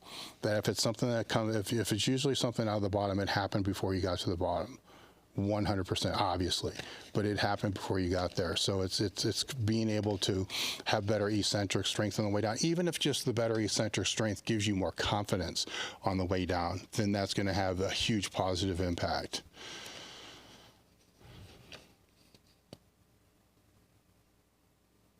when conjugates discussed, I often hear people talk about program variations in such a way that they build off each other week to week. Can you explain that a little bit more to give an example on what to do? All training should essentially kind of build off week to week to week, but that also makes the assumption that there's not going to be a down week, where a down week can actually be a week that's preparing to be an up week, right? So I'm not sure how to go about explaining this, because the opposite of this would be to have programming that doesn't build upon week to week. So I think what you're talking about is, see, Mike Toucher is very well known for having a bottom-up approach, where he takes a training day, then each training day from that training day determines what the next training day is going to be. So it's a bottom-up approach, which is fucking fascinating to me, by the way, because I think, the way basic conjugate works is a little bit of both. So it's a bottom-up approach, but then, a top-down. The top-down approach basically means here's where you want to be, in a year, then you're going to back from there. Or a linear approach is going to be here's where I want to be in 12 weeks, and then here's the percentages working back to that. Both have to kind of happen simultaneously, where even with both versions of this, there's an objective that's out there that you have to be working towards. So I think what you're talking about is you will see some people that they find, I'm going to keep this max effort wise. So they find max effort exercises that have a very high correspondence to their training. Just realized I'm looking at this camera. I'm looking at the wrong camera. They have very high correspondence to their training. And because that movement has this big dynamic correspondence to their training, then they build that movement the way many people would go about building their squat. So if it's SS yoke bar, and they found that when their SS yoke bar is higher, their squat is always higher. So then they go to extremes to create, max effort waves and cycles to be able to maximize their SS yoke bar, over a shorter term, to be able to push their squat over a longer term. And if you know that to be true, with high certainty, then 100% I would be all for that. So then there would be microcycles, within the macro cycle to be able to do everything you can do to be able to push that lift up, to be able to push that correspondence up. I think that's what you're talking about. But even with that, there's going to have to be some kind of phasic downturn, because it can't linearly just keep increasing over a period of time. Don't know if I really answered that. Right at the knees, so I got that. So the next one is squatting at crazy long legs, femurs. In order to hit depth, I find the bar path looks more like my bench bar. Okay, wait a minute. For squatting, I got crazy long legs and long femurs. At that, in order to hit depth, I find my bar path looks more like a bench bar path. Forward on the way down, up, and back on the way up. If I'm not careful on my descent, I end up with the weight too far forward and have to do a good morning back into position. Fairly narrow, just because it feels natural to me. Squatting water, below some gray shafts, all up. I don't see a question mark, so that's the first problem. So I don't know what to answer because there's no question mark. Post a video in the form check and see what comes up from that. And when you post the video in the form check, if you have a specific question, put it in there. I kind of think I know what you're saying. I think what you're kind of asking here is, should you change your squat width? And I don't know. without seeing it. And fortunately, we have so many awesome people on this Discord with the form check that it amazes me, guys. I mean, I'll go out there and I'll look at, you know, the video, and like 8 people have already said either something that I would have said or things I didn't even think about that were better than what I would have said. It absolutely amazes me, you know, the community that you guys have been able to build with this thing. It's humbling, you know, it's cool as fuck. So being able to do things like this for you guys is my privilege. So I want to thank you for helping out with this, with the max effort method. At some point, I'm going to put a question up on the Discord to ask you guys what you thought about this, because I do want to do this same thing with the dynamic effort method and with the supplemental method, and, you know, see kind of what your thoughts are on how it went, you know, how you think we divided it as far as what was, you know, for the crew and what was not for the crew. And because your thoughts and opinions have helped get us this far, so it's only going to help us get more. So thank you guys, and we're done.